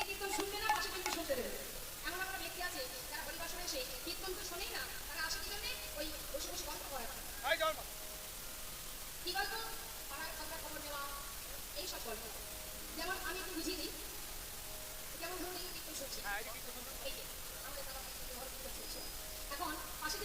কীর্তন শোনে না, সে কিন্তু পাশে বসে আছে, সে বসে বসে কি করছে, বারবার আপনাকে জ্বালাচ্ছে। মানে সে তো শুনবে না, তাকে শুনতেও দেবে না। ঠিক তেমন ব্যক্তি সে কি করবে, বারবার দেখবেন ডাকবে, এই দিদি, এই দিদি শোন না, এই বলছি, এই একটা কথা বলবো। কোনো কথা শুনবো না, দাদা। দাদা কিছুক্ষণ পর হয়তো বললো, শোন না, এই দিদি, আরে আমি তো সেই বাল্যকালের বান্ধবী, তাই না? শোন না, বলছি শুনলাম নাকি কার মেয়ে, ওই ওই জিয়ারা ওই পাড়ায় কার মেয়ে জানো? আরে রাগ করছিস কেন? শুনলাম কার মেয়ে নাকি কাকে ধরে হাত ধরে নাকি চলে গেছে। জানিস কিছু, জানিস নাকি? আরে ওই জিয়ারা ওই পাড়াতে তো, ওই তো। আর ওই সম্পাদক সঙ্গে কীর্তন একটা শোন না। সে হয়তো বিরক্ত বোধ করে বলছে, দেখ এখনকার এইসব কথা বলার সময়, আরে কীর্তনটা শুনতে দে। কিছুক্ষণ পরে দেখবেন সে আবার, মানে চুপচাপ বসে থাকতে পারবে না তো, সে তো আসেনি কীর্তন শুনতে। হ্যাঁ, এই যে চারিদিকে অন্ধকার, আমি সবাইকে দেখতে পাচ্ছি না, এর মধ্যে কিন্তু অনেক জায়গায় গল্প চলছে। আর আমার চোখে যাদেরকে দেখতে পাচ্ছি তারা গল্প করলে আমি দেখতে পাবো, কিন্তু অন্ধকারে যারা বসে আছে তারা কিন্তু ঠিক গল্প করে নেবে। এখন হয়তো বলে উঠলো, এই দিদি, এই পান খাবি, পান? এই দিদি আম খাবি আম। তা বাবা, এরকম ব্যক্তি হরিবাসরে আসে। এবার আপনি যদি মনে করেন যে তার কথার উত্তর দেবেন না, তাহলে আপনাকে কি করতে হবে? এই আপদ বিপদ কাটানোর জন্য আপনাকে তার কথার উত্তর তো দেওয়াই যাবে না, বরং আপনি কি করবেন, দুহাত তুলে জোরে জোরে ওই হরিধ্বনি করবেন, কৃষ্ণ নাম হরিনাম করবেন, দেখবেন আর দ্বিতীয়বার সে আপনার কাছে প্রশ্ন করবেন। এটাকে বলা হয় তাকে উপেক্ষা করা। হ্যাঁ, তা বাবা, এই আরেকটা কারণ, আরো একটা কারণ আছে। সেটা কি? অনেকে দেখবেন হরিবাসরে সেই যে ধীরে ধীরে আস্তে আস্তে হাতে তালি দেয়, জোরে জোরে হাত তুলে হাতে তালি দিতে পারে না। কেন? যদি মনে করুন তার একটু টাকা পয়সা আছে, একটু টাকার অহংকার আছে, সে সাধারণ এই হরিবাসরে বসে, যার একটু অর্থ কম, হ্যাঁ, গরিব মানুষ তার পাশে বসে আছে, অনেক সময় দেখবেন চেয়ারে বসে বসে সেও হাতে তালি দেয়, কিন্তু এইভাবে। কেন কেন দেয় না? লজ্জার ব্যাপার, দুহাত তুলে হাতে তালি দেবো, মান সম্মানের ব্যাপার।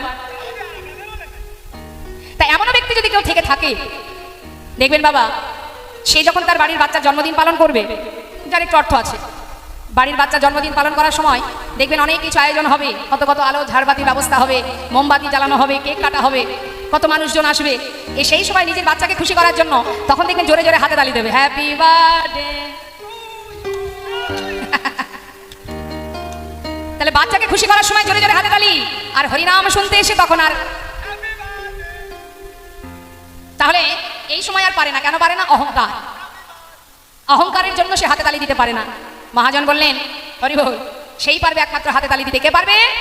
যার ভিতরে অহংকার থাকবে না, যার মধ্যে কোনো লোভ লালসা হিংসা থাকবে না। এই 2-3 ঘন্টা কীর্তন শুনতে বসে এই কীর্তনের মধ্যে যে নিজেকে ডুবাতে পারবে, যে নামের গুণে, নামের এই অমৃত আস্বাদন করতে করতে আত্মনিবেদন করে প্রাণ ভরে দুটি বাহু তুলে যে জন হাতে তালি দিতে পারবে, হমা সেই পারবে যে নিজেকে সঁপে দিয়েছে, যার আত্মার সঙ্গে পরমাত্মার মিলন ঘটে যাবে। সে দেখবেন আর কোনো চিন্তা করবে না, সব কিছু ভুলে গিয়ে সেই মুহূর্তে প্রাণ ভরে হাতে তালি দিচ্ছে, সব ভুলে যাবে তখন। এমনও ব্যক্তি যদি এই হরিবাসরে থাকে, সেই পারবে জোরে জোরে হাতে তালি দিতে। তা আসুন একবার আমরা সবাই মিলে নিজেকে সঁপে দিই প্রভুর চরণে, আত্মনিবেদন করি। আত্মনিবেদন করে প্রাণ ভরে সবাই মিলে দুবাহু তুলে হাতে তালি দেবো। দেখি হাত তুলুন সবাই। তুলেছেন প্রত্যেকে? বেশ, হরিবল হরিবল।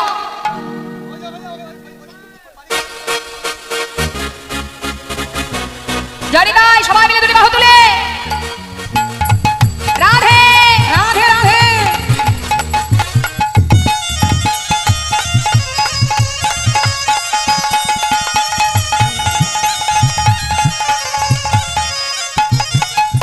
রাধে রাধে রাধে রাধে রাধে রাধে বল, রাধে রাধে রাধে রাধে রাধে রাধে ও গো রাধে রাধে রাধে রাধে রাধে রাধে গো রাধে রাধে রাধে রাধে রাধে রাধে গো वृंदावन की राधे राधे जमुना माई की राधे राधे राधा कुंड की श्याम कुंड की गोविंद कुंड की বিলাসবন की राधे राधे মধুবন की राधे राधे মধুবন की বলছেন তো শুনতে পাচ্ছি না কিন্তু একটু ধীরে ধীরে গাইবো তাহলে শোনা যাবে বৃন্দাবন की राधा कुंड की श्याम कुंड की गोविंद कुंड की বিলাসবন की मधुबन की निधुबन की केशी घाट की बंशीबट की मोहनबन की माधवीवन की लोहबन की तम्रबन की तमालबन की केशी घाट की आगे पीछे दाहिने बाएं बोले बोले में ऊपर नीचे राधे राधे राधे राधे राधे राधे राधे राधे राधे राधे राधे राधे बोल राधे राधे राधे राधे राधे राधे गो राधे राधे राधे राधे राधे राधे गो राधे राधे राधे राधे राधे राधे बोल राधे राधे राधे राधे राधे राधे बोल राधे राधे राधे राधे राधे राधे बोल राधे राधे राधे राधे राधे राधे बोल রাধা রাধে কি রাধে রাধে উদ্দেশ্য গোবিন্দ দর্শন যাচ্ছি সবাই মিলে একসাথে সঙ্গে আছে বড়িমা যখন দল বেঁধে যাচ্ছে যেতে যেতে হঠাৎ গোবিন্দ আমার দূর থেকে রাধারানী সখী বেষ্টিত হয়ে বড়িমাইকে নিয়ে আসতে দেখে তাড়াতাড়ি করে গোবিন্দ ছুটে গিয়ে দুবাহু প্রসার করে দাঁড়ালেন হরিবল হরিবল এখন রাধারানী প্রখর রৌদ্রের মধ্যে দিয়ে সর্বাঙ্গ থেকে ঘাম ঝরছে বাবা মহাজন লীলার পাশে দাঁড়িয়ে বর্ণনা দিচ্ছেন যে রাধারানীর অঙ্গ থেকে যে ঘামের বিন্দু ঝরে ঝরে পড়ছে যেন মনে হচ্ছে এটা ঘামের বিন্দু নয় মুখটা ঝরে ঝরে পড়ছে মুখে চুয়াইছে ঘাম যেন মুক্তার আর দান মুখে চুয়াইছে ঘাম যেন মুক্তারি দামে হেন বুঝি কমদের শাখা ওই না হেন বুঝি কুমুদের শাখা হেন বুঝি কমদের শাখা আরে হেন বুঝি কুমুদের শাখা আবার কি করছে দেখুন অনেক রাস্তা যাচ্ছে তো বাবা তাই মাঝে মধ্যে গাছের ছাওয়ায় একটু করে বিশ্রাম করে নিচ্ছেন সখীরা রাধারানীকে নিয়ে তাই মহাজন বর্ণনা দিচ্ছেন পদাবলিতে কি বলছে শীতল তরুর ছা রহিয়া রহিয়া যায় শীতল তরুর ছাই রহিয়া রহিয়া যায় শীতল তরুর ছাই রহিয়া রহিয়া যায় যমুনা কিনারে দিল দেখা তারা যমুনা কিনারে দিল দেখা সেখানে কে ছিল কে আছে সেখানে হ্যাঁ কৃষ্ণ নাগর রয়া ছিল তথি দেখিয়া সে কুলবতী নাগরয়া ছিল তথি দেখিয়া সে কুলবতী নাগরয়া ছিল তথি দেখিয়া সে কুলবতী দান ছলে আগলিয়া আসি ওই না দাঁড়ি ছেলে আগুলিয়া আছি ধান চলে আগলিয়া আসি দাসী জগন্নাথে গো মনে মনে হেন লয় জগন্নাথে কই মনে মনে হেন লয় জগন্নাথে কয় মোর মনে হেন লয় চকরে মিলালো যেন শশী ওই না চকরে মিলাল যেন শশী মহাজন লীলার পাশে দাঁড়িয়ে বলছে দেখো দেখো চেয়ে দেখো যেন চকরে মিলালো শশী আহা এদিকে কি হলো যখন এলো বাবা রাধারানী সখী বেষ্টিত হয়ে হঠাৎ গোবিন্দ দুটি বাহু প্রসার করে সকলের সম্মুখে দাঁড়িয়ে বলে উঠলেন দাঁড়াও সুন্দরীগণ বলি ও সুন্দরীগণ সেজে গুজে মাথায় এগুলো কি যাচ্ছ কোথা ঘরের কুলবধূ আলা ভোলা গোয়ালিনী তোমরা সতী রমণী তোমরা এই অসময়ে ভর দুপুর বেলা যার যার ঘর ছেড়ে বলি যাচ্ছ কোথায় পরিচয় দাও নাম কি তোমাদের থাকো কোথায় মাথায় কি এতগুলো প্রশ্ন যখন করেছে বাবা সখীরা বলছে আরে এত প্রশ্নের উত্তর তোমাকে কেন দেব কে তুমি পথের মাঝখানে দাঁড়িয়ে আছো কি চাই তোমার আর আমরা কে গোবিন্দ বলছে হ্যাঁ পরিচয় দাও কোথা থেকে আসছো তোমরা কোথায় যাও হে গোয়ালিনী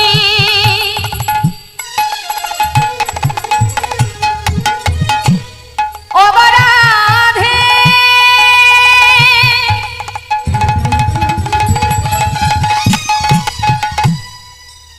অসময়ে চলেছ কোথা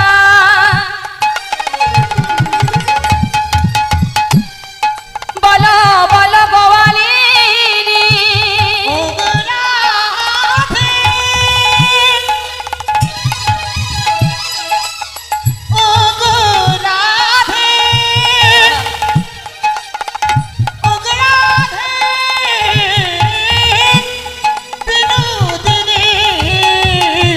কোথায় যাও হে গোয়ালিনী কোথায় তোমার ঘরে এই যে কিসের পসরা দাসী কিসের পছরা দাসী কিসের অপসরা দাসী মাথা রয় পহরে রে ওই না মাথার জয় গৌর হরিবল হরিবল মাথারয় করে রে ওই না মাথার পড়বে জানো নাকি এই পথে আমি মহাদারি ও সুন্দরী কোথায় যাও হে গোয়ালিনী, কোথায় তোমার ঘর, কিসেরও পসরা তোমার দাসীর মাথার ওই উপর।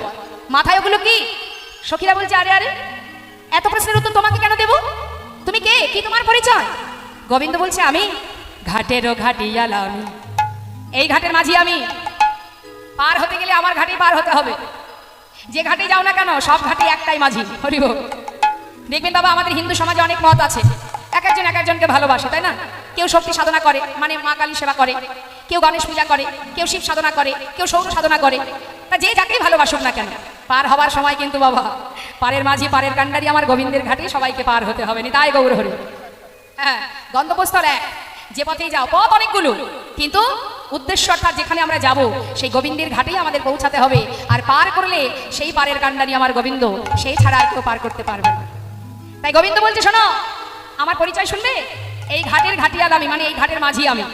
আর পথের মহাদানী, ঘাটেরও ঘাটিয়াল আমি, পথের মহাদানী, দান দিয়ে যেতে হবে, দান দিয়ে যেতে হবে, দান দিয়ে যেতে হবে, ওই দান দিয়ে যেতে হবে।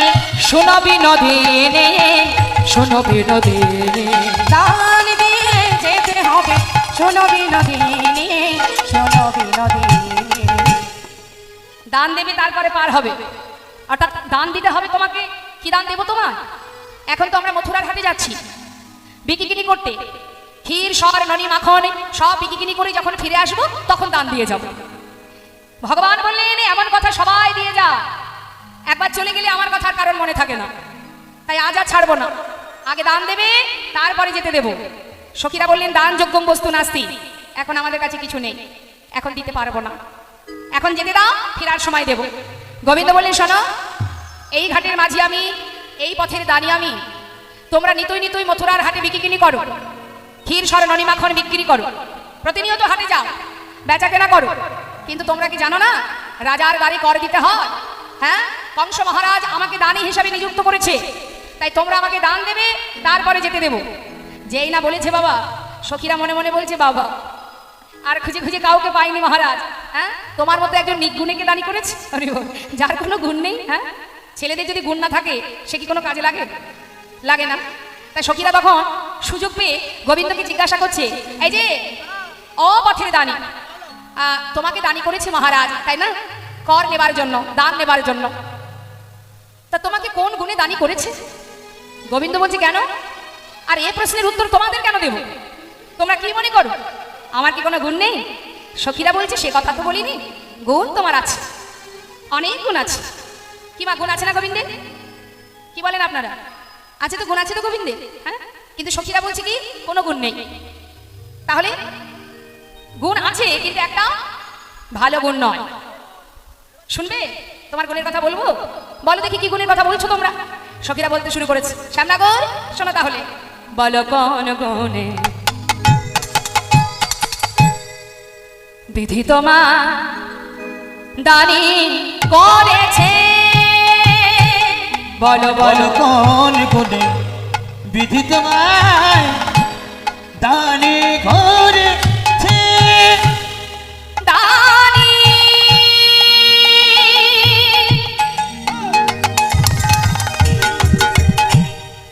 দানি দানি করেছে, বলো দানি করেছে, বলো বলো দানি করেছে, বলো কোন গুণে বিধি তোমায় দানি করেছে, করেছে কোন গুণে বিধি তোমায় দানি করেছে। ওমা গোবিন্দের দানি গুণের কথাগুলো শুনবেন কি বলছে সখীরা। রূপেতে ভ্রমরা আবার গুণে ননি চড়া, রূপেতে ভ্রমরা ওই গুণে ননি চূড়া, আবার ক্ষণেতে ধবলি বসতি গাছে, দানি এটাই গৌর হরি বল। বলো কোন গুণে বিধি তোমায় দানি করেছে, করেছে কোন গুণে বিধি তোমায় দানি করেছে। একটা একটা করে বুঝিয়ে দেবো, মায়েরা একটু মন দেবেন। রূপেতে ভ্রমরা, গুণে ননিচোরা, ধনে ধবলি বসতি গাছে। কৃষ্ণের গুণগুলো শুনিনি, সখীরা বলছে রূপ সবার আগে, রূপের কথা। আচ্ছা আমার মায়ের একটু বলুন তো, বাড়িতে যদি আপনি আপনার কোনো সন্তানের বিবাহ দিতে চান, মনে করুন আপনার কন্যার বিবাহ দেবেন, ছেলের বাড়িতে গিয়ে সবার আগে আপনি কি দেখবেন বলতে পারবেন? বলুন। আহা, সবার আগে কি দেখি আমরা? ছেলেটাকে দেখব, রূপটা দেখব, মানে ছেলে দেখতে কেমন, আমার মেয়ের সঙ্গে ঠিকঠাক মানাবে কিনা, তাই না? এখন আগে আমরা কি দেখি? প্রথমে দর্শনধারী, তারপরে তো গুণ বিচারি। তা এই যে আগে আমরা দেখি ছেলেটা দেখতে কেমন। আহা, সখীরা বলে উঠলেন কি রূপ, কি রূপ, কত সুন্দর দেখতে। এই যে রূপেতে ভ্রমরা, অন্ধকারকে জয় করেছো শ্যামনগর। কি গোবিন্দের গায়ের রং কি? ভ্রমরের মতো কালো। হ্যাঁ, তা বলছি শোনো শ্যামনগর, রূপেতে তুমি ভ্রমরা। আচ্ছা বেশ, ঠিক আছে, যদি রূপ না থাকে মেনে নেওয়া যায়, ছেলের যদি অনেক গুণ থাকে সে ঘরে মেয়ে বিবাহ দেওয়া যায়, তাই না? অনেক গুণ আছে, এমন যদি গুণবতী গুণবান ছেলে পাওয়া যায় সে ঘরে মেয়ে বিবাহ দেওয়া যায়। রূপ দিয়ে কি হবে, গুণ তো আছে। আহা, কি বললেন গুণের কথা শ্যামনগর? চোর। হ্যাঁ, এই মিলে গেছে। শোনো শ্যামনগর, কি গো মা, যদি জানতে পারেন যে অমুকের ঘরে অমুকের ছেলে চোর, সেই ঘরে মেয়ে বিবাহ দেবেন? হ্যাঁ, হরি বল, হরি বল। বলছে শোনো, রূপেতে ভ্রমরা, গুণে ননি চোরা, তাও যেমন তেমন চোর নয়, চোরের শিরোমণি গোবিন্দ। তাহলে এই দুটো গুণ গেল, ঠিক আছে মেনে নিলাম। রূপ নেই, গুণ নেই, মেনে নিলাম। ছেলের যদি বিশাল মানে অনেক ধন সম্পদ থাকে, ধন সম্পদ, সে ঘরে মেয়ে বিবাহ দেওয়া যায়। তাহলে ধন সম্পত্তি মানে কি আছে? কিছুই তো নেই। আছে তো ওই নবলক্ষ ধেনু, তাও সে, তাহলে নিজের কিছু নেই, সবই তো তোমার পিতা নন্দ মহারাজের, নিজের বলতে কিছুই নেই। তাহলে কে তোমায় ভালোবাসবে বলো? বেশ, তাহলে রূপ নেই, গুণ নেই, ধন নেই, মেনে নিলাম। যদি বিশাল অট্টালিকা থাকতো, তোমার বসতি যদি থাকতো, তাহলে কোনো না কোনো ব্যক্তি তোমায় ভালোবাসত। হ্যাঁ, যদি দেখা গেল বসতি অনেক বড়, 4টে বাড়ি আছে, 10টা গাড়ি আছে, থাকে না? দেখবেন অনেকে বলে যে আমার গ্রামে একটা বাড়ি, শহরে একটা বাড়ি, বিদেশে একটা বাড়ি, দেখবেন অনেকে বলে। তাই এমনও যদি তোমার থাকতো বসতি, তাও কেউ না কেউ তোমার ভালোবাসতো। আহা, বসতি কোথায়? গাছের ডালে, সারাদিন ওই গাছের ডালে বসে থাকো। রূপেতে ভ্রমরা, গুণে ননিচরা, ধনেতে ধবলি বসতি গাছ। কি গুণ আছে তোমার? কে ভালোবাসবে তোমার? বলি শোনো, বনে বনে ধাও, ধবলি হাঁকাও, আপনি রাজা হও রাখালো মাঝে। তাই সাবধান, বামন হয়ে চাঁদে হাত দিতে যেও না। হইয়া বামন স্বভাব এমন, তুমি হইয়া বামন, তোমার স্বভাব এমন। হাত বাড়ায় চাঁদের গাছে দানি করেছে, কোনে কোনে বিধি তোমায় দানি করেছে, করেছে কোনে কোনে বিধি তোমায় দানি করেছে। যেই না বলেছে মা, এত এত কথা শোনাচ্ছে তো, এতগুলো কথা যেই শুনিয়েছে, গোবিন্দ বলছে শোনো, আমার দেখতে ভালো না, গায়ের রং কালো, আমার কোনো গুণ নেই, অনেক কথাই বললে, কিন্তু সুন্দরী কন, তোমাদের কথা এবার একটু বলবো। সখীরা বলছে আমাদের কথা কি বলবে? আছে গো আছে, আমার দেখতে ভালো না, গায়ের রং কালো, কিন্তু তোমরা জানো কালোর কত গুণ আছে? কালোর আবার কি গুণ থাকবে? আছে গো আছে। এবার তোমরা শোনো, আমি বলি কি গুণ, কালোর গুণ আছে। গোবিন্দ বলছে শুনুন কি বলছে। কালো কালো করো না ও গো অ্যালার্জি, কালো কালো করো না গো, ও গো অ্যালার্জি। কালো কালো করো না ও গোয়ালার ঝি, বিধাতা করেছে কালো, বিধাতা করেছে কালো, বিধাতা করেছে কালো, আমি করব কি? ঝি কালো কালো ধর্ম। করো না ও গোয়ালার ঝি, ঝি কালো কালো করো না ও গোয়ালার ঝি। শোনো শোনো ও সুন্দরীগণ, কালোর অনেক গুণ আছে গো, কালো হলো জগতের আলো। বলুন তো মা, প্রদীপের নিচে যদি অন্ধকার না থাকতো তাহলে কি আলো এত সুন্দর দেখাতো? হ্যাঁ, এই অন্ধকারের মধ্যে যে আলোটা আমরা দেখতে পাচ্ছি, চারিপাশে অন্ধকার আছে বলেই কিন্তু আলোটা এত সুন্দর। তাই বলছি কালো হলো জগতের আলো। আর শুধু তাই নয়, শোনো শোনো আরো বলি, কালো সে যমুনার জল সর্বলোকে খায়, কালো সে যমুনার জল সর্বলোকে খায়, কালো সে যমুনার জল সর্বলোকে খায়, ওই না কালো সেই যমুনার জল সর্বলোকে খা। আবার কালো মেঘে বৃষ্টি হলে জগৎ জুড়ায়। হৃদয় গৌর হরি বল। বৃষ্টি হলে জগত জোড়ায়। কালো সে নয়নের মণি তাকে সুনয়নী কয়। কালো সে নয়নের মণি সুনয়নে কয়। যাদের চোখের মণি কালো হয় তাদেরকে বলে সুনয়নী। সুনয়নী মানে সুন্দর নয়ন, যাদের মণিগুলি কালো হয়। আবার দেখবেন অনেকের চোখের মণি কটা হয়। কটা মানে দেখবেন যারা ফর্সা হয় তাদের একটা চলিত ভাষায় একটা কথা বলে কটা। এই যে কটা কথাটা মানে ফর্সা যারা হয় তাদেরকে কটা বলা হয়। তা যাদের চোখের মণি কালো না হয়ে কটা হয়, কটা চোখ দেখেছেন বাবা, মানে একটু ঘোলা টাইপের, হ্যাঁ, তা ওই কটা চোখ যাদের তাদের কি বলে, গোবিন্দ তাদেরকে উদ্দেশ্য করে বলছে। মানে সখীগণের গায়ের বরণ তো ফর্সা, তাই বলছে জানো সুন্দরী, যাদের চোখের মণি কালো হয় মানে আমার গায়ের রং হয় তাদেরকে সুনয়নী বলে। আর যাদের চোখের মণি তোমাদের গায়ের রঙের হয় মানে কটা হয় তাদের কি বলে, কটা চোখ দেখলে পারে। কটা চোখ দেখলে পরে। ওই কটা চোখে দেখলে পারে। বিড়াল চোখ ঝিঝি কালো কালো করোনা ও গোয়ালার ঝি ঝি কালো কালো করোনা ও গোয়ালার ঝি। শুধু তাই নয়, আরো আছে কারণ। দেখো দেখো সুন্দরীগণ, তোমাদের চোখের মণি কালো, কালো তোমার মাথার কেশ, কালো নয়ন তারা, পরে আছো নীল শাড়ি, চলেছো বাহুনারা দিয়া। দেখবেন বাবা আমাদের চোখের মণি কালো, এই ভুরুটা কালো, মাথার চুলগুলো কালো, দেখতে তো ভালো লাগে তাই না? যদি কারোর চোখের মণি সাদা হয়, ভুরু যদি সাদা হয়, মাথার চুল যদি সাদা হয়, কেমন লাগে দেখতে? তাই বলছি শোনো, কালোর অনেক গুণ আছে সুন্দরী। শোনো শোনো, কালো তালে আদর করে ঘরে নিয়ে যা। কালো তালে আদর করে ঘরে নিয়ে যায়। যদি বাজার থেকে কেউ কালো তাল কিনে আনে সেটা আমরা যত্ন করে ঘরে রাখি। কেন? সে তালটা কেমন স্বাদ, মিষ্টি। কিন্তু যদি কেউ একটা কটা তাল কিনে আনে বাজার থেকে, খেয়েছে, তিতো হয়। হ্যাঁ, তাই বলছে ও সুন্দরী, যারা কালো হয় তারা মিষ্টি হয়।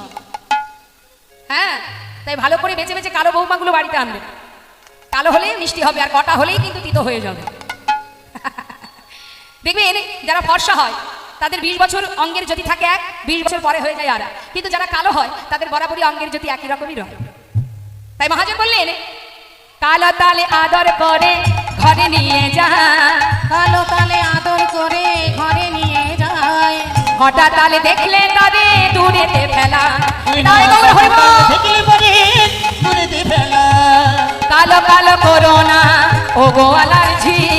কালো কালো করোনা ও গোয়ালার ঝি। শ্রীমতী রাধারানী আমার সখীদের বললেন, সখীরে না না আর আমার বধুর কষ্ট দিস না, চেয়ে দেখে ঘামি আছে চাঁদে মুখ খানি।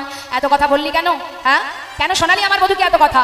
মনের দুঃখে মনের কষ্টে কত কথা শোনালো তোদের সখীরে, যে উদ্দেশ্য নিয়ে আমাদের আশা।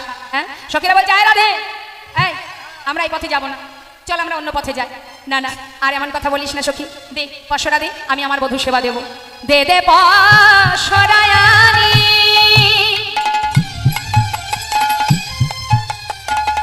ওরে ললিতা রে,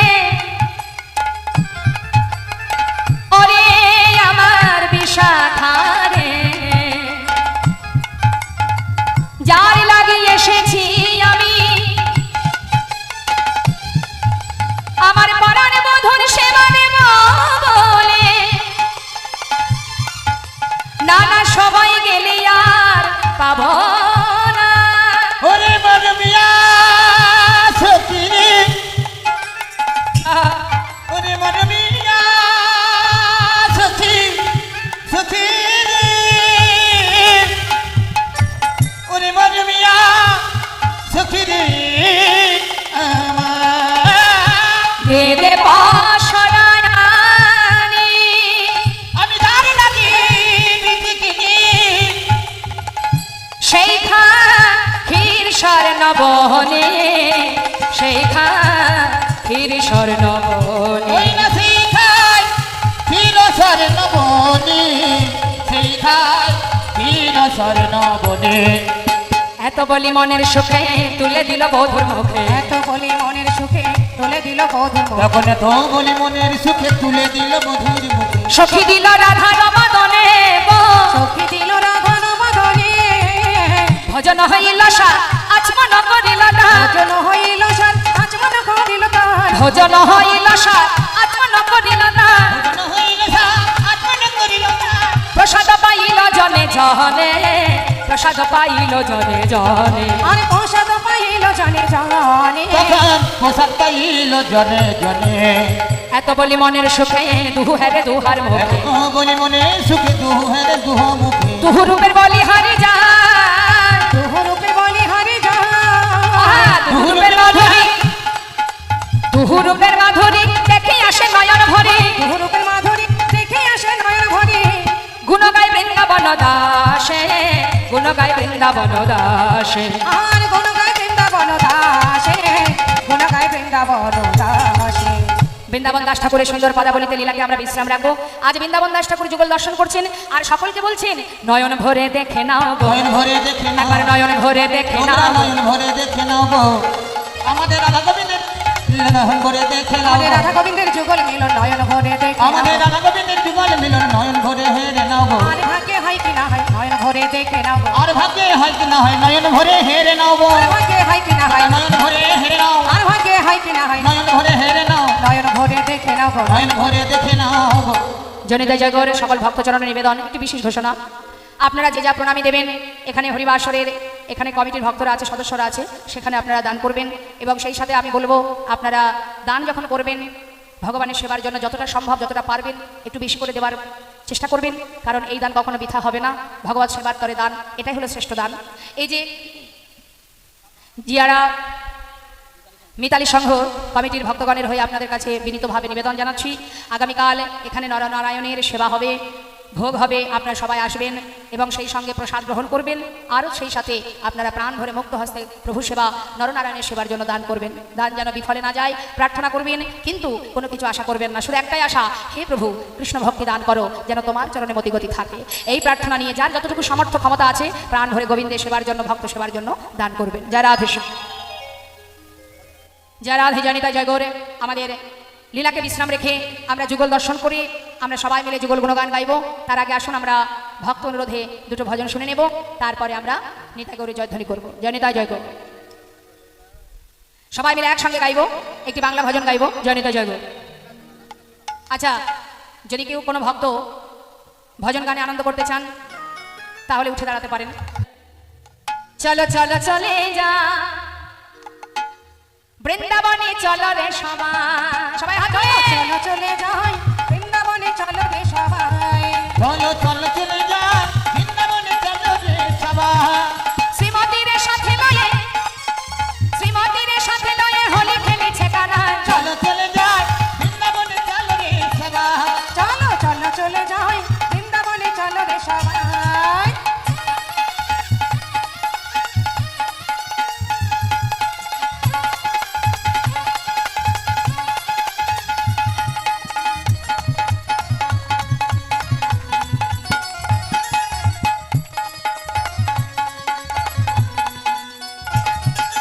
বসন্তেরই লাগে বরণেরই ঘরের মনে ফাগে রঙে খেলে হরি রাধা রানীর সনে বসন্তেরই লাগে পরশগিরি ধারের মনে ভাগে রঙে খেলে হোলি রাধা রানীর সহনে রঙিন হলো কানুর রঙে দেখো রঙিন হলো কানুর রঙে আয়ানের ভরণী গায় চলো চলে যা বৃন্দাবনে চলো রে সবাই চলো চলো চলে যাই বৃন্দাবনে চলো রে সবাই সবাই মিলে হাত তুলে রাধা রানী কি